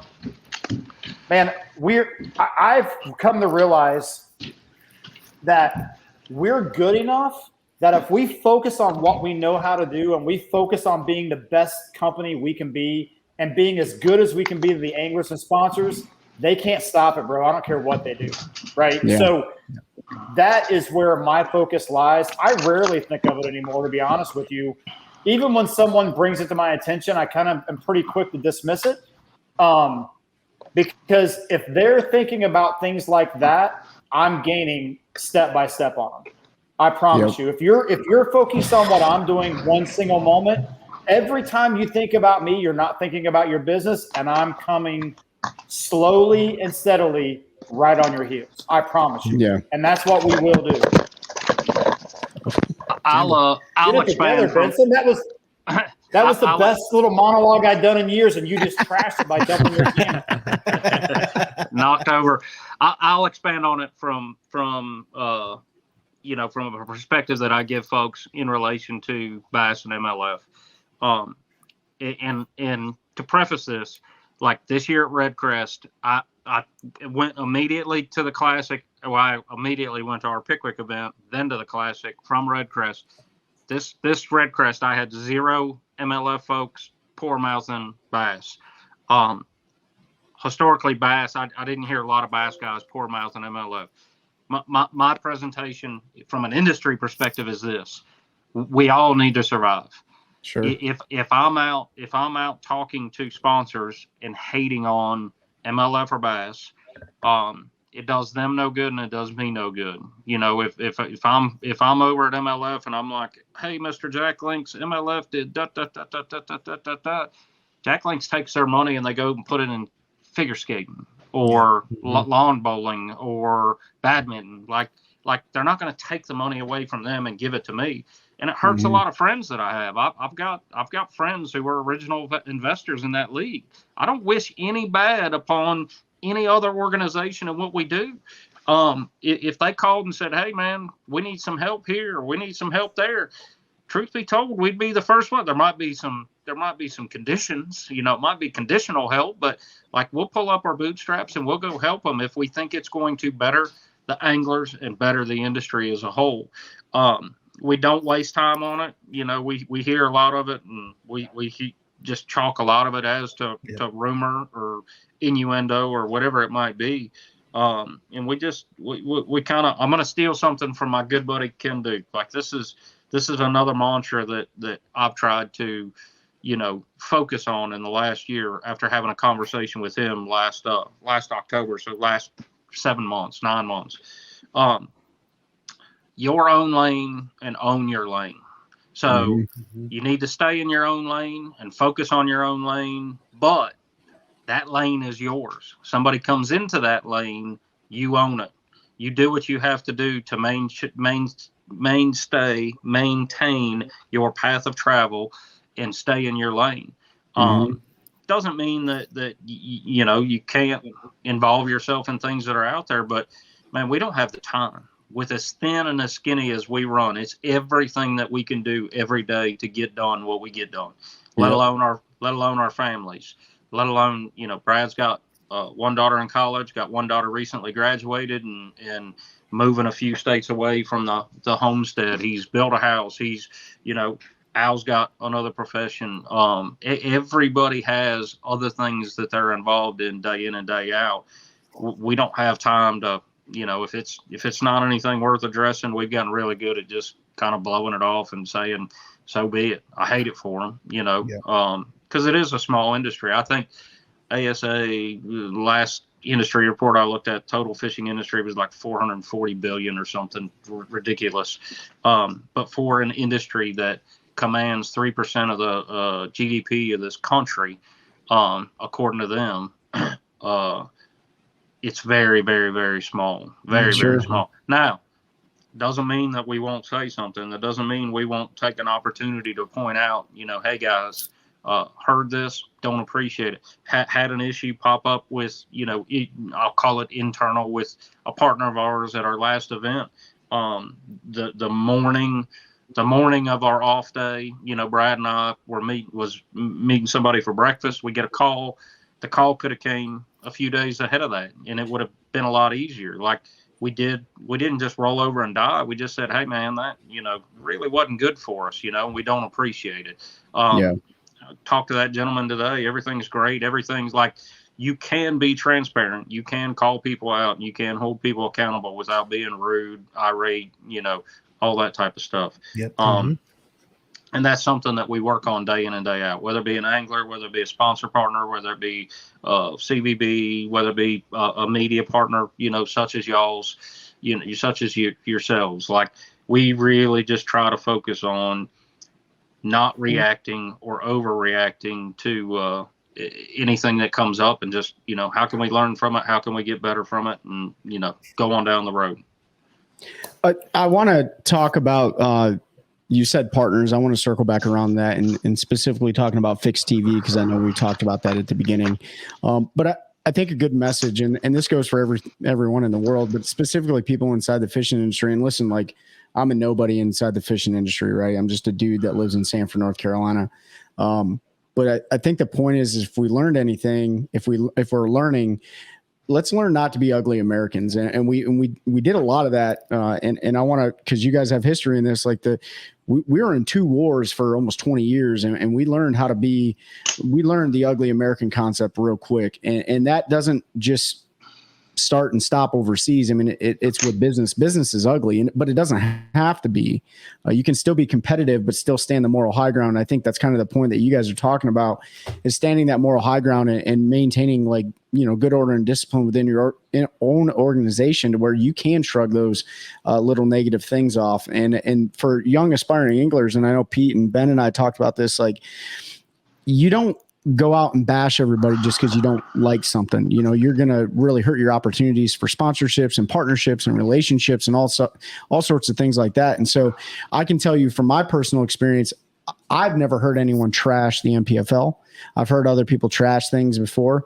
And just from a podcast perspective, it's like, well, I don't really want that person on our show. That's not what we stand for. We're not here to trash anybody. We're here to talk about what you've built. And so that's an important message. Don't be the ugly American, right? So go ahead. We have good anglers who are fiscally responsible, who are not fishing this league because they took the time to pour mouth another organization throughout their conversation and application process. Multiple, and it's that's just, Brad alluded to that a little bit before. Like, if some dude comes in and he starts chirping about another organization and all their faults and failures, They can call up and say, hey, man, I'm mad at the other guys. I don't want to fish here anymore. I want to come fish with you. Like, that's legitimate. But if they're going to spend an hour telling me how bad the other guy is, well, it's only a matter of time until I fail them in some way, and then I become that guy. So the whole thing of the backbiting, all that type of stuff, that goes back to that. We're just too courteous of an industry. Like, we're happy to call people out behind closed doors, off air, everything else. And, I think if I can say that Brad and I continue to mature in this industry, I think we've learned from some of that. Like, there's a lot of that. Like, we get pulled into conversations or whatever, and there's sometimes we'll just turn around and walk away. Like, we're just not going to participate in that stuff, and we're not going to feed into that for the industry. Once again, we don't let it go. You all call us and say, hey, man, what do you think about this guy or whatever? Hey, man, I'd have somebody else on. Here's somebody else's number that's twice as interesting. But I think that stuff's slowly getting cleaned up. Yeah, but let's call it what it is. There's a lot of cowards in this industry, man. Listen, and it's that's just the way it is. Like, people that, if you're not man enough and have the professional courtesy to address things at face value, and you take a backdoor approach to gain a desired outcome from something that you have no business in anyway, like, you're a coward. Right. Like, and there are a lot of people who have no backbone in this industry. That's just the way it is. Like, and listen, I'm all good with that, because I'm going to thrive in that environment if I can get my feet under me and get established. Right. Like, and if that offends you, then we're probably not going to do business together. I'm sorry. You know what I mean? Like, if you can't address that at face value, and anyone, in my opinion, that says that's not true, like, cowardice is a prevailing dominant trait in today's world anyway. And I think it's leaked into bass fishing, and it's between that and people's ego, the lengths people will go to defend their overinflated egos is absolutely depressing, right? Like, hey, man, check your ego at the door, and let's do what's right, because it's not that. It feels good, man. Like, do it one time. Do the right thing one time, and in spite of your ego, and you'll be amazed at the euphoric high you get from doing good. Yeah. But people just are so afraid that it's going to tarnish their social media image that they run from doing what's right. And man, I think we've shown people that you can do that, and you can be proud of it, and you can tackle it at face value. You can check your ego at the door and say, hey, man, I screwed that up, and I screwed it up bad, and here's what we're gonna do to fix it. And I'm looking for some grace here on your behalf to give me a chance to, make it good. And that's the only thing we can do. Hey, before we get into the fixed deal, go ahead, Trey. I jumped right in. We're gonna talk about that, amplifying the things you're doing right through your partnership with Fixed TV. It was a great segue. So go ahead. What were you going to say real quick, though? Well, I want to go back real quick, and I want to put this in perspective back to the angling field for next year, right? That's something we said we want to talk about, and this will take 1 minute. So one thing that we will do as the NPFL is we've already got 12 anglers who are 100%. They have not signed contracts. They have not paid deposits. I've had direct conversation with 12 individual anglers who are previous NPFL anglers who are coming back to fish the NPFL. Right. Awesome. So that's 12. Everybody plug 12 into your calculator, the number 12. So I've had conversations, loose conversations with 32 other, but not all have fished the NPFL, but they were people we spoke to, and they could not make it happen on their end as far as whether they fished with us or not. So that number is 32 that are strong possibilities. 44 and 76 is what? What has it been? 120. 120. So we're at 120 without even opening up an application process. Yeah. Now let's be realist here. Of the 75, let's call it 76 we started with, I know that I'm probably going to lose at least 20 of those guys, just being realistic, at least 20, right? So now I need 30 anglers to fill the field before I ever open the application process. And let's say that of the 44 we had, not all those guys actually pan out. Let's say only like, I don't know, let's say 30 of them do. So 14. So right now the NPFL needs 44 anglers. 44 anglers is what I have. Right. So what I'm trying to paint the picture for here is, man, I probably got 60 emails in my inbox right now of guys like, you have to let me in the NPFL. It's my destiny. All the stars are aligned. You know what I mean? Like, I won the lottery. Please let me in. Guys, we're not going to have a problem filling the field next year. I feel really, really strongly about that with needing what we need. So then it goes into, if we have a waiting list, what that looks like. How do you do that? We're going to start making some announcements and putting it open. We'll open the application process about 1 August. Here's the reality of where we're at in the fishing. I would love to have my schedule done before I open up the application process. The timing of when we have to have anglers in and the schedule out, it just doesn't line up. Listen, it's no secret. I don't want to compete with viewership for the elites. It's viewership suicide to try to do that, right? Mm-hmm. So I would like to stay off the elites as much as possible. Guess what? Chase doesn't call me and give me their schedule in advance, right? So so we have to loosely make our schedule. We've got a bunch of good venues on the hook, so we know roughly where we're going and we know when we're going, but we're not going to have dates nailed down until after some other things come out in the industry and we get a hold of those. So I know that's something you'd asked me to cover. 1 August application process turned on. We will let the public know how many anglers we need based on who we already have signed up. But we owe it to those guys who were here with us early on. Let me put it this way. We owe it to some of those guys who were already with us in year 1 and 2 to give them a chance to come back. And we're willing to do that. So yeah, but I mean, even though you're not publishing the schedule won't line up with the angler roster unless you go out to like Lake Mead or the California Delta or something like that. Like, it's pretty what's the word I'm looking for? Everyone can make a pretty good prediction on where they're going to start fishing and where they're going to end up fishing. Is that not accurate? Yeah, well, listen, Amistad being the outlier, right? Like Amistad, man, when we had that thing scheduled, that was another thing. We scheduled that for event 1 this year, and bro, you would have thought we were going to Mars. Like, it kind of looks like it. Yeah, Brad, I don't have access to a spaceship, buddy. Like, I can't time travel to get there. I'm like, oh my gosh. So, listen, man, the $6,000 entry, lessons learned, right? When I go back and look at my lesson learned file from last year, Trey, we will have probably the most rudimentary run-of-the-mill schedule you've ever seen in fishing next year. Nice. However, there will be an event or two on there that are – listen, man, our identity is out there. We're going to go to some lakes that are steadfast bass fishing lakes at kind of different times. Because believe it or not, Florida fishes really good other than in January. Like, I promise you it does. And you can catch bass through the ice. I've heard that. I'll never do it. Icebreaker. The NPFL is going to have an ice fishing team. No, they are not. I can 100% bass boats. I can 100% promise you. Once again, I said never say never, right?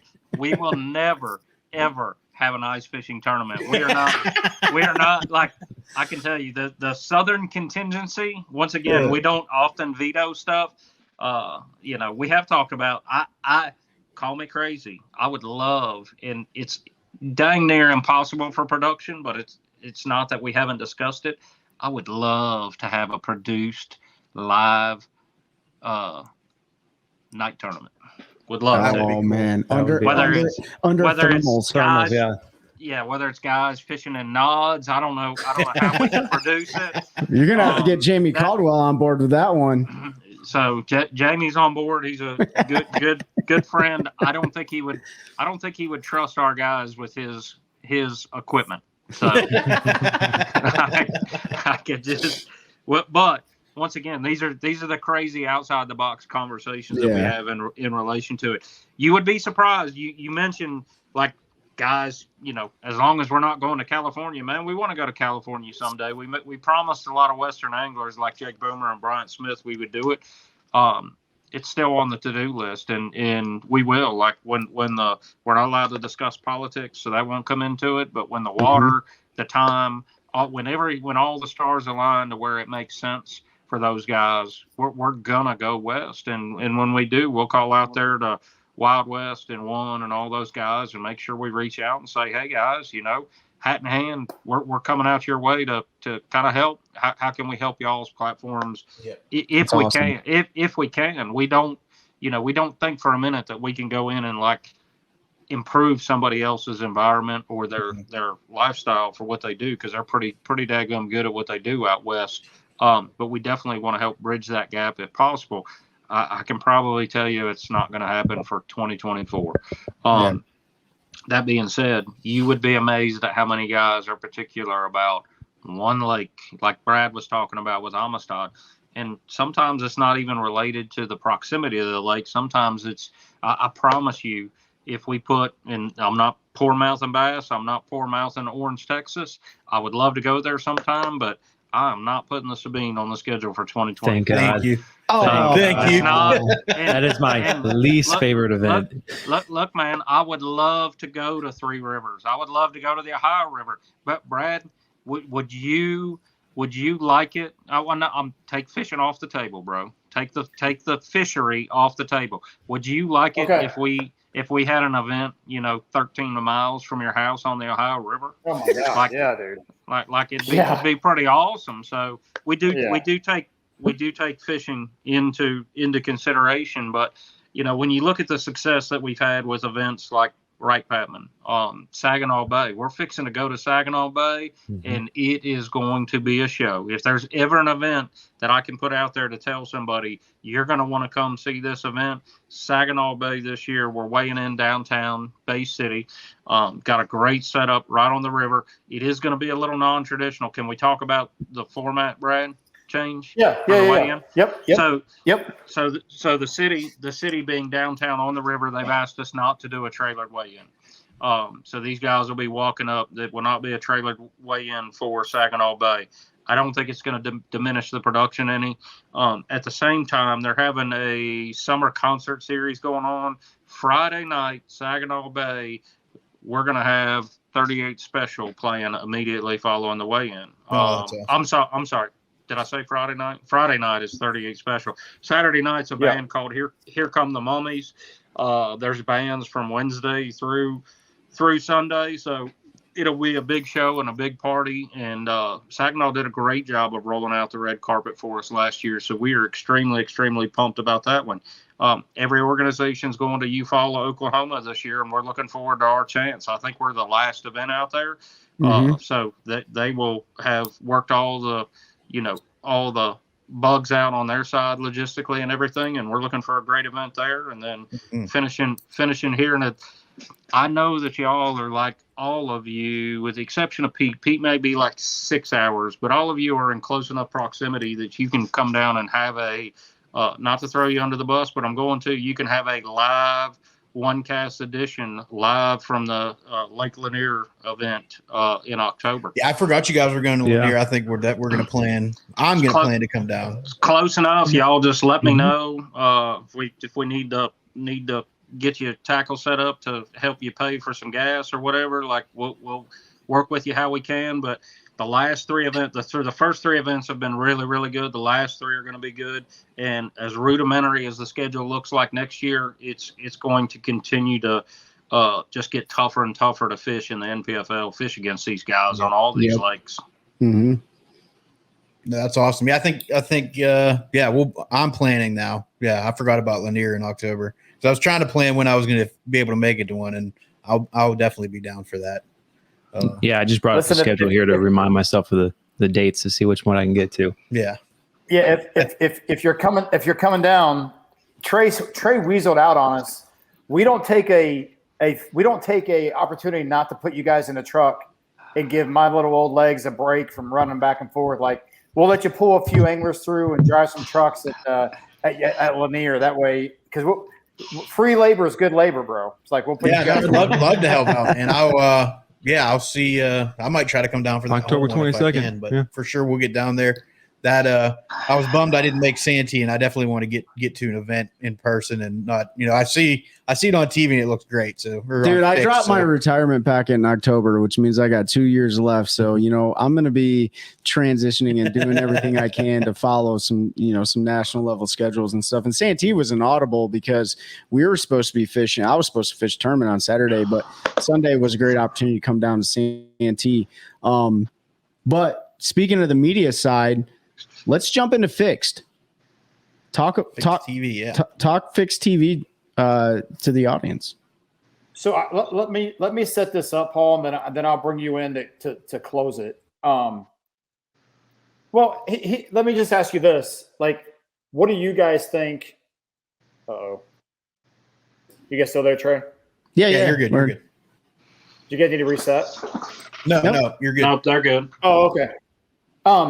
So what did you guys think when you heard that we were leaving Facebook and YouTube and all those things and going to this new like fixed TV? Like, what was your initial thought when you guys heard? I'm just curious what each one of you thought about that move, if you will. So for me, my only real concern was how would it affect viewership, because it's free platforms. And I understand it's, you get the free, and that's what I watch currently. Because to be honest, I didn't understand. I didn't look into enough to behind the paywall benefits, which I'm glad we're going to get into in a second, because now I'm going to go home and sign up to make sure I can follow who I want to. But that was the, from someone who's been doing social media for years and the views, like, how is that going to affect viewership? And it's, even if it's free, it's easy when someone's already on those platforms all the time. And it's always difficult to get people to hit. The more clicks you have to hit to get someone engaged, the more difficult it becomes. Yeah. And I didn't know. I mean, I watched, I think it was your first season. I don't know if the second season, but everything was on YouTube. I mean, all of it was on YouTube. And that was awesome because, like, if you're sitting there and if I wasn't fishing, I was watching it on YouTube. And hell, I would even watch it on YouTube while I was fishing if I had service, because it was cool. You got to see basically everything covered. So this is new to me. I just went and downloaded it. I consider Paul a friend and like what you guys were doing, so I wanted to continue to support. So I just downloaded the app and was ready to go. Good answer, Pete. You must owe Paul money. No, I don't think so. I don't know. No, so you're right, man. So the my big concerns were change equals volatility.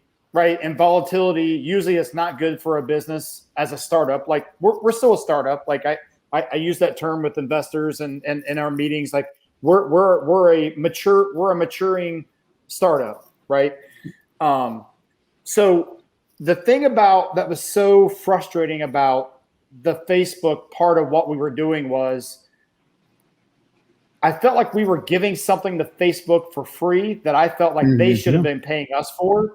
And the reality of it is, like, thousands of hours of view time, and guess what we got for that? Absolutely nothing. Yep. Right? Really? Now, when I go to a sponsor and I say, "Oh, look at all this great," they didn't care. Like Progressive never said, "Hey, let me see your face. How many hours of view time you have on Facebook?" They didn't care.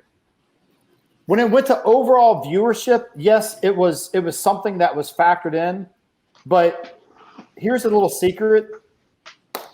Inside information as Pete wanted. Bro, we're here for the long burn. We're not here for the instant gratification of what it is right now.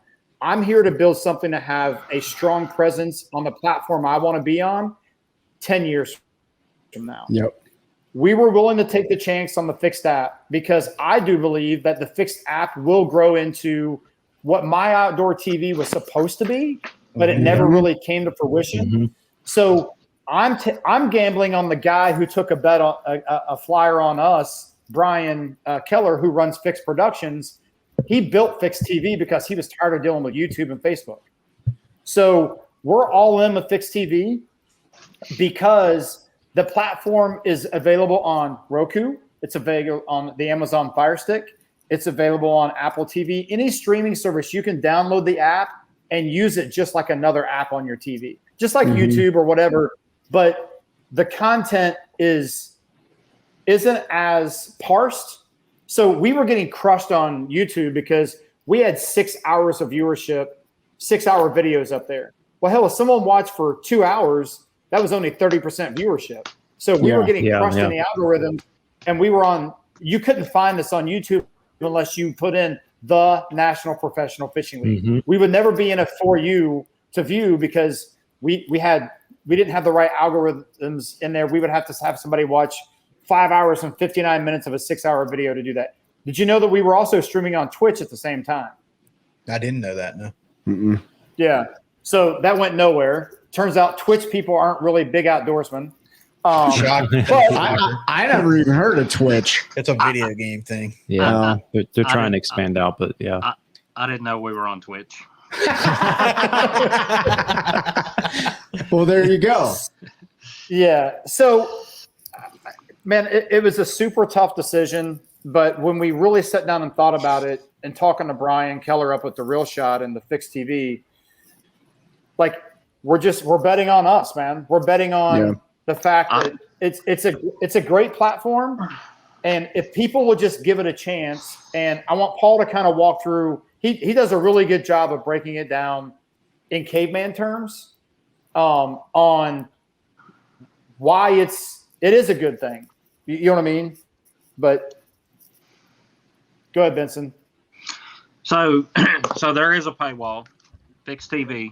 You get everything for free, just the same that you did. They archive everything. Everything's available. You can fast forward, roll through.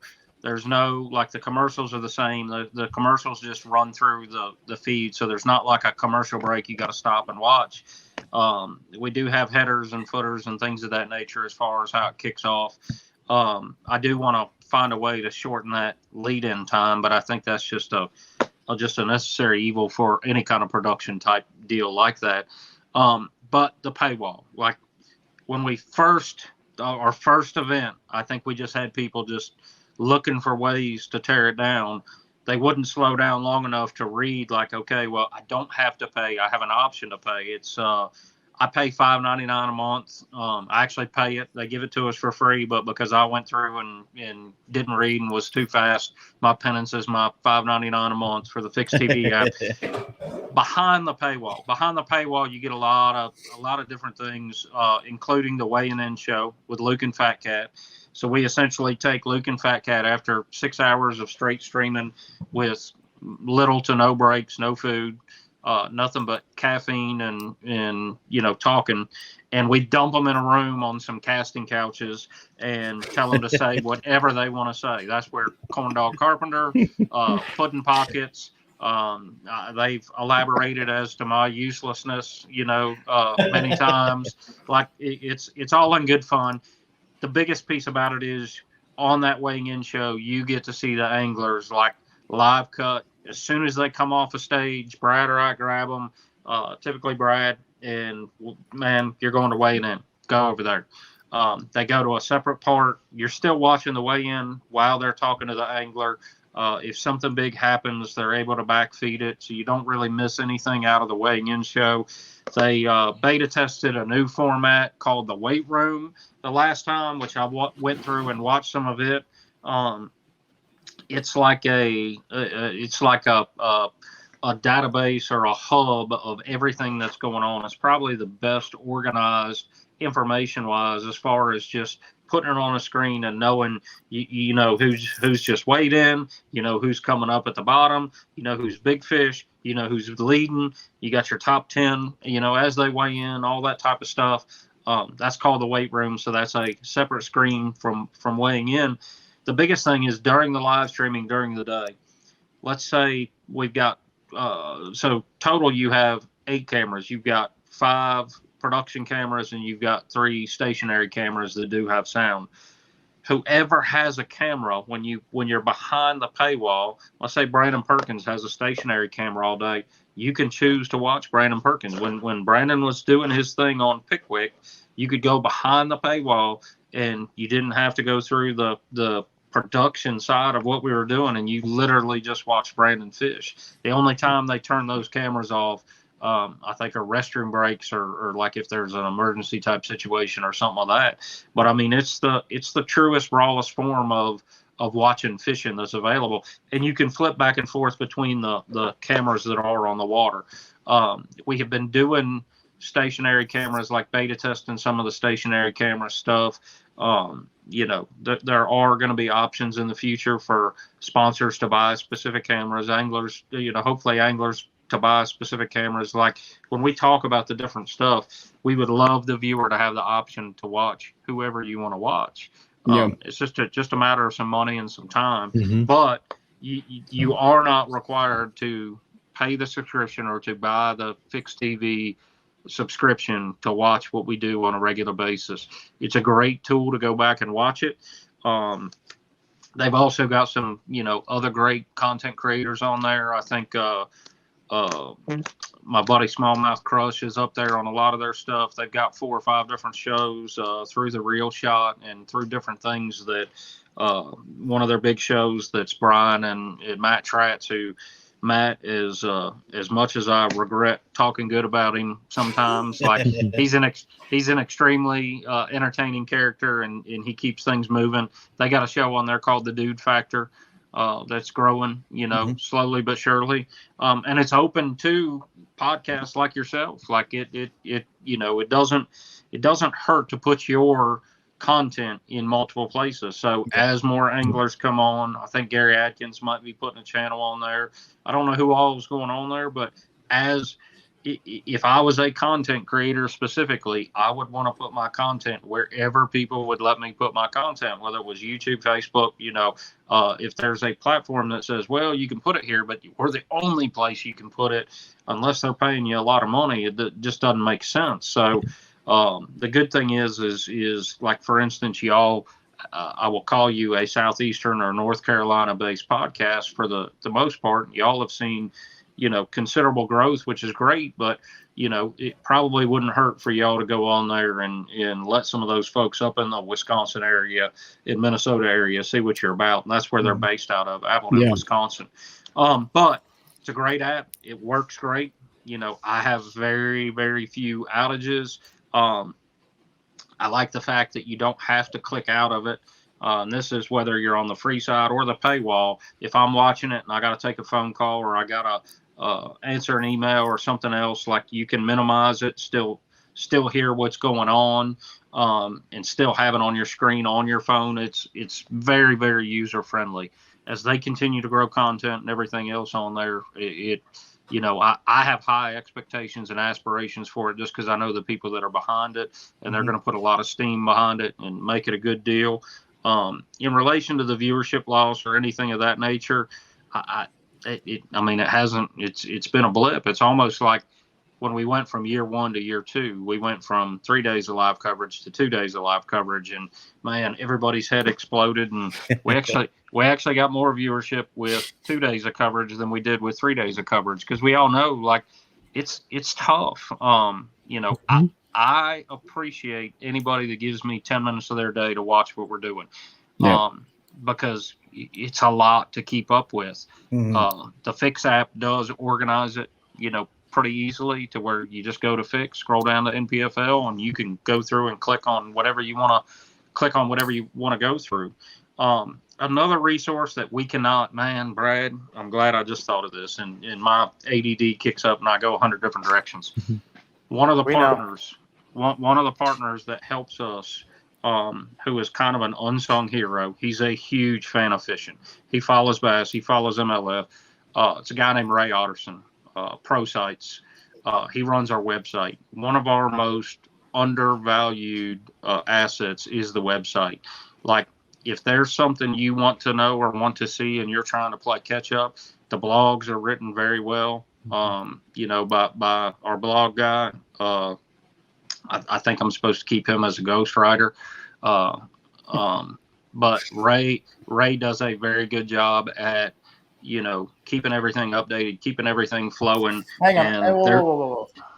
Are you serious about the Ghost Rider thing, or was that a joke? No, I thought at one time it was, Oh. hey, I'll do it, but I could be wrong. I don't know. I know he writes. You guys don't know, but you signed an NDA. Yeah. So Listen, after man, this, if you got to tell us, we got to edit that out. I guess we can. Otherwise, No. breaking news. Yeah. I thought It's just. I didn't know it was. I don't know. I wouldn't say it. Hey, If you think he's a Ghost Rider, he's not anymore. I'm just gonna tell everybody I'm drunk. He does a great job. He deserves the props. I'll say sorry, bro. Can you get a podcast under the influence charge? Yeah. No, but No. I've tested those pounds before. Stone sober today, but those are another example of people who are extremely, extremely important to us. Who manage what we do, what we do, and help us and support us and keep things flowing. But I think a lot of people take for granted the amount of information that's available on the website. Sure. We've got a new catalog deal that Baitworks is funding. That's it's like everybody else's top 10 type stuff. But if you go into the article and read the article and start clicking through the links, you'll see how easy it is to get from Brandon Perkins winning rattle trap on Pickwick for this time of year to a shopping cart, because it's pretty well organized and it's pretty fluid in how easy it is to buy that stuff when you're out there tournament fishing and people are watching it. I think you're absolutely right. A lot of us in this room get frustrated with some of the other websites. We won't name the names, but some of the other websites that you go to, and it's extremely user unfriendly. It's hard to navigate. And that's one of the things we did when we launched this podcast in, what was it, January. And the first thing we didn't want to be the podcast that just did tournament recaps. Everyone's doing that, and that's fine. We do tournament recaps, but we also want to explore the industry, which is very large. But we went through the websites of all the national level organizations and printed out their schedules. Trey doesn't want to call them out, but I will. Bass and MLF need to get their stuff together when it comes to their website, because it is terrible. Both of them are just god awful. We would love to also have them on our podcast as well. You're more than welcome. But if I can give you some constructive criticism, fix your dang websites, because it is very tough to go on there and get information. Whereas when I go to the NPFL, like Paul, you bring up a great point. It is so easy to find anything that I'm looking for, whether it's a schedule, a result, upcoming, the blogs. It's all very easy to find. It's very easy to navigate through. You can get to your sponsors, and I had never, just to give one of your sponsors, you briefly mentioned, I'm sure we'll talk about it again in a minute, but Bait WRX, I know, came on with you guys, and I had never used them before. I don't know if I'll order tackle from anybody else. I mean, I put an order in, like the first one I did was like a Friday morning, and it was there Monday at noon. And I was like, well, I don't need to order from, and that was just with standard shipping. Yeah. And I've placed plenty more since then, and it's fast shipping. They have what anybody would want, and obviously it helps to support you guys, which is great too. But I mean, I'll call them out. Bass, MLF, fix your website. Go ahead. Well, I was to say, Trey, I know I just looked up. I'm like, holy crap, man! It's been 2 hours and 28 minutes we've been on this podcast. But here's one thing, and I mean this. I'm curious, man, honest to goodness, I'm curious if you guys could each or cumulatively change one thing about the NPFL right now. You tell me and I make it happen. What would you guys change? So I want headsets on everybody. And I know they get the weight tracker. I want them to talk smack to each other on the water. I want to hear the competition, a little trash talk involved. All fun, but I would love to see that go back and forth. So some angler to angler comms during the tournament day. Yeah, that'd be great. I'll go quick while you think. Okay. So the only thing, and I love the way that it's done, and I know you guys run thin, but if there was a way to speed the weigh-in up just a little bit, especially with a full field all 3 days, it can kind of get drug out. And I know you only have, like you said, maybe 9 people. I think Trey said there was only like 7 down there at Santee or something like that. So you're running around getting trucks and things like that. But I'm sure there's some logistics there, but that's really the only thing that I have when I'm watching the weigh-in. It's just like it goes for a while, and that's only with 72 anglers. But again, you're running lean. You're still a new organization, so I understand that. But that would be the one thing that I would try to work on is how to speed that up. Let me address that real quick. Just quickly is the speed of the weigh-in has nothing. We're waiting on the trucks to go through. You know what I mean? So if we had 100 people to weigh in, it's giving that angler just a little bit of time on stage, man. And we run our weigh-ins right now are 2 hours with 76. Listen, hike up your skirt and get ready because at 130 anglers, it's gonna be a hot minute.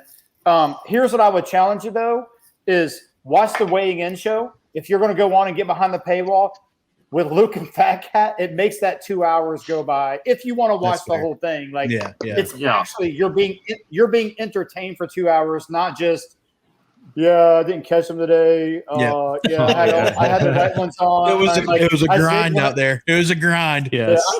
I said what I should have zagged. So, no, and hearing that explanation is fair because I'm thinking of it as a viewer, but as somebody who potentially would sponsor an angler, I want them to have that time to stand up there and talk. So that makes more sense to me. From a logistical standpoint, we look at a 90-second clock on every angler that comes across, and you've got Brad and I can each name 5 anglers who are going to be, they're not going to be 90 seconds. They're going to be a minute 45 or a minute 50. Like we know who they are, and we also know anglers who are going to take 18 seconds. That being said, like we do proactively watch the clock. We've got 3 different people that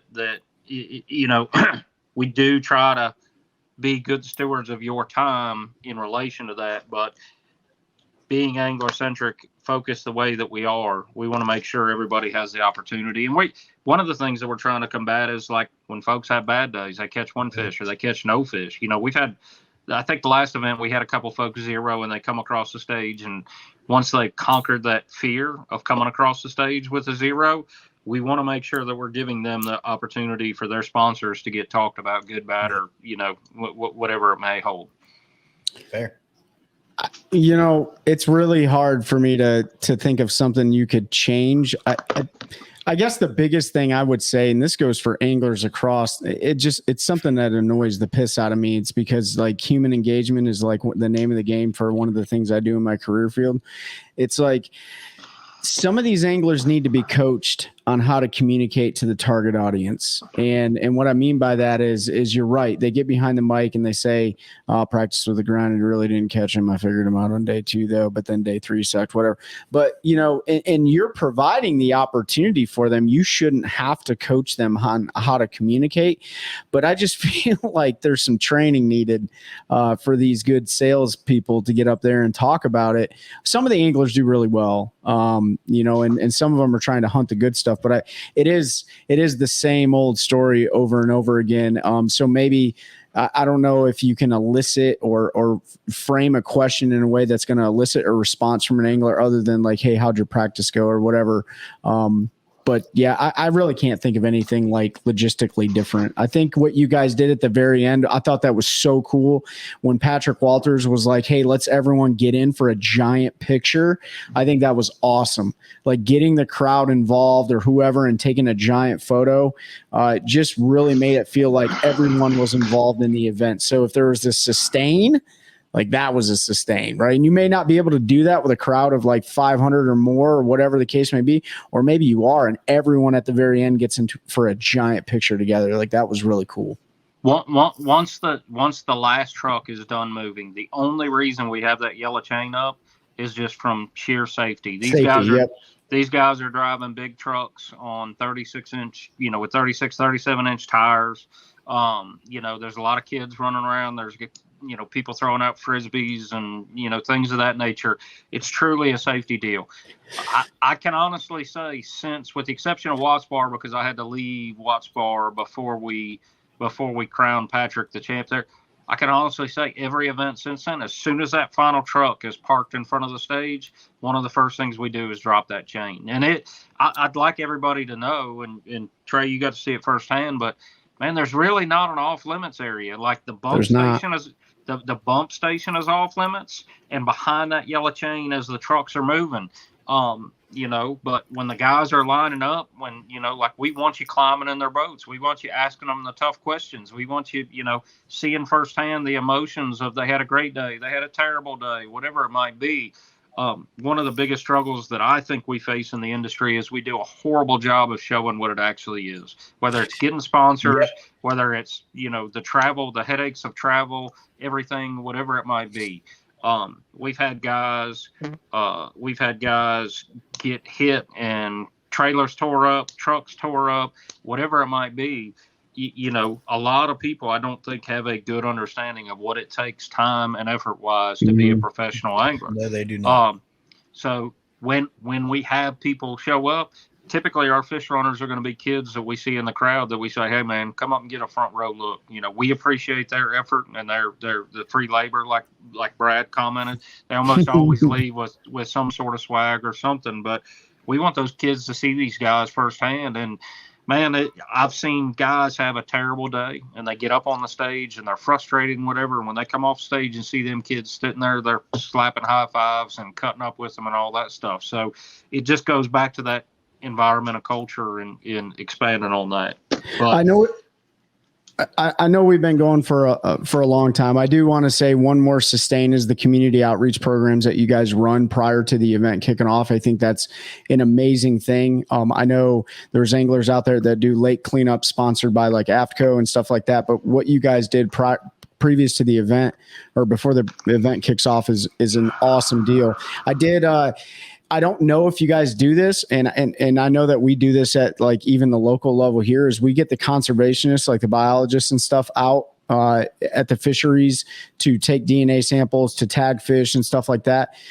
Conservation and education on those fish release boats, where a conservation officer or somebody can get up there and actually educate these kids and be involved in it. I don't know if you do that, but that is definitely an opportunity if possible. We ask. I think we had it at Hartwell. I think we've had it a couple, maybe Hartwell, Grand.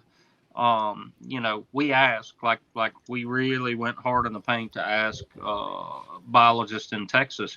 The biggest issue is they're undermanned, understaffed, and underfinanced. If we know somebody, we'd love it. We would absolutely love to have it anywhere. Because we're all about that.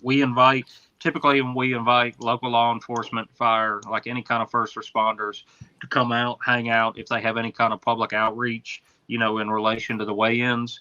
And then on top of that, we reach out to DNR and all those folks. The minute we get to town, we reach out to DNR and explain our ruling for what happens. Because if our guys get a ticket, doesn't matter what it's for. If they get a ticket, they're DQ'd, so it's a pretty stout and stiff rule on the conservation end.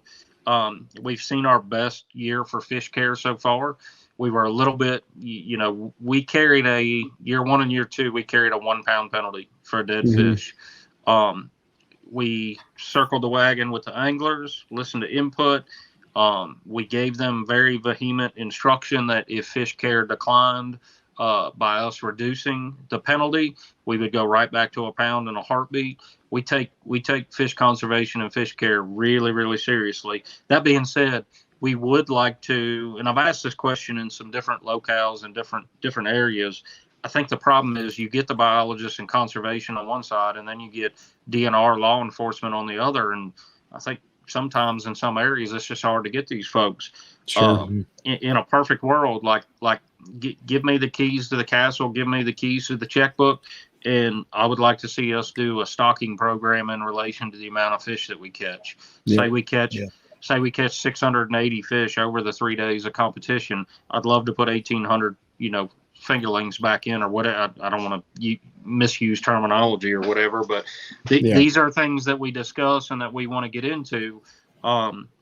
We got to have money. We got to have capital. Sure. And we have a lot of very, very good sponsors. We talked about Progressive. We talked about the Bass Tank, Bait Works, Black Rifle Coffee, Epic Baits out of Texas, phenomenal sponsor of ours. All these folks that are vested in us, we're still a little light on the load in the endemic side of what we do. It has been surprising in relation to the product that we put out and the delay that the standard endemic sponsorship has taken to get on board with us. It has been a little bit surprising. Now, that being said, we have good conversations. Everybody says we'd love to. I think there are contracts being worked out, different things, different budgets. You have a lot of people at the higher end of a lot of these endemic companies out there. There's a lot of turnover, on the top level, things of that nature. I think it'll all settle out, and I think we'll get some more support. But if I had a gripe, industry wise, it would be, I want to be real careful how I word this. But the lack of support from the endemic sponsors who are not partnered with us or who are not giving us the opportunity is pretty surprising. So, Well, hopefully the conditions are set in the future as you guys continue building your organization, building that culture, and hopefully the adage is true: if you build it, they will come. And if you ever get North Carolina on the schedule, we got the contacts to get you the keys. For anything that you would want conservation wise, and would throw full support because that it's important to them. So I follow you guys on social media, so I love your little. That being said, there are a lot of companies just stretched thin. There are a lot of companies who are saying the right things, and I think we're going to knock a few more down in the next couple years as other contracts expire and things of that nature. But we truly want to be good stewards for the anglers. So we're going to pick sponsors we want to partner with who are going to take care of our angler field. And we want to pick, locations that we're going to go to who are also going to take care of our angler field. And I can tell you, with the exception of one, and even that one, like when we got to the root of the boots on the ground, those people wound up rolling out the red carpet for us. It all comes with hurdles, but man, every place we go, Clarendon County was just phenomenal for us. If there's a tournament out there thinking about going somewhere, right now, South Carolina's tough to beat. Texas, the folks at Wright Patman, man, they are unreal, phenomenal what they've done for us. I can't wait to give Bay City another shot because I think that the people that are involved this year are going to make it a tremendous event. And I gain more and more hope for the industry as a whole as I get to deal with these people. When we went to Saginaw Bay last year, man, you go up there fishing, y'all are fishing tournament, and they're talking to you for 5 minutes before you say, whoa, we're fishing for smallmouths, bass. What do you want to do that for? We got walleye. It's one of the greatest bass fisheries in the world, and those people don't care. So, when we go into these areas and we're taking shots on places, and we'll pick some bad ones. We'll pick some areas that get kind of tough or get kind of rough. I doubt that we schedule Cumberland in February or March, or too early of March, anytime in the near future. And it was a great location, just bad weather. It was an uncontrollable that did that. That being said, like the more that we do this and the more that we learn, the more hope I have for the industry, for the 50 or 60,000 high school and college kids that are out there. To come full circle in the conversation, you were talking about, evolution and where we go. Prior to us, there were 500 spots in professional fishing. Even with us, and if you add the West Coast, you might be pushing 650 spots in professional fishing. And you got 50,000 kids. The number that I got from Gary Mason 4 years ago was 40. So I'm just using a loose round number. If somebody's got an exact number of how many high school and college kids are fishing today, we'd love to have that on the OneCast podcast. That'd be an interesting trivia question. It would be for somebody to cram up. But, a lot of the guys that are occupying those 650 spots aren't going anywhere anytime soon. All right. Truth be told, if we want to grow this industry and we want to do this, I'm not trying to get blood out of a turnip, but some of these organizations need to rethink the distribution of what they're doing in relation to being good stewards for their customer base, their clientels. Because it will change on the bigger side for some of the motor companies or boat manufacturers or things of that nature. We're going to continue to put out a good product. We're going to continue to have great anglers making a bigger name for themselves through our platform and through our media. We're gonna own our lane, and we're gonna be, our own lane and own our lane, and just have fun doing it, and continue to thank folks like yourself who are supporting us day in and day out. We appreciate it. We appreciate you guys building the organization you have. We definitely appreciate your guys' time. I know we've gone about 3 hours. We're gonna do another episode, hopefully, here in the future, probably towards the end of the season, to kind of wrap it up and stuff. We're gonna do it live at Lanier, bro. We should do it live. Yeah. Should. Yeah. Well, I mean, I'm the boss, so I can just take it off, I guess, whatever. But before we let you guys go, Ben, Pete, do you guys got anything for Brad and Paul? No, just I appreciate the time on here. It was a great conversation. Learned a lot. Great inside baseball industry discussion, and the big takeaway is what you guys are building is something special and I think unique in the industry. Mm-hmm. Yep. Yeah, no, I don't have anything. I appreciate y'all. Oh, yep, absolutely. I appreciate y'all giving us some time and coming on and talking about what you had going on in the history of the league and everything else we got into. So it's been a great conversation that hopefully opens a lot of eyes, and it makes me feel even better about the support that we continue to give and have been given, and look forward to being along for the ride and watching this thing blow up. Gentlemen, do you have any closing comments on anything? Man, if we haven't covered it in 2 hours and 49 minutes and 10 seconds, then we probably shouldn't be here. I'm good, buddy. Awesome. So, yeah, Brad, Paul, NPFL, appreciate your time. Everybody listening, these guys are walking the walk and talking the talk. They're really about growing the industry like we talk about. And, Trey, you want to hit them with your new slogan? Brad, Paul, all of us here at the OneCast, we're gonna continue growing the industry one cast at a time. That's a good one. That's a good one. Oh God, it's a toad, son. It's a toad, dude. Let's go. I wake up to a little bit of drool on my pillow, feel like it's gonna be a bad day.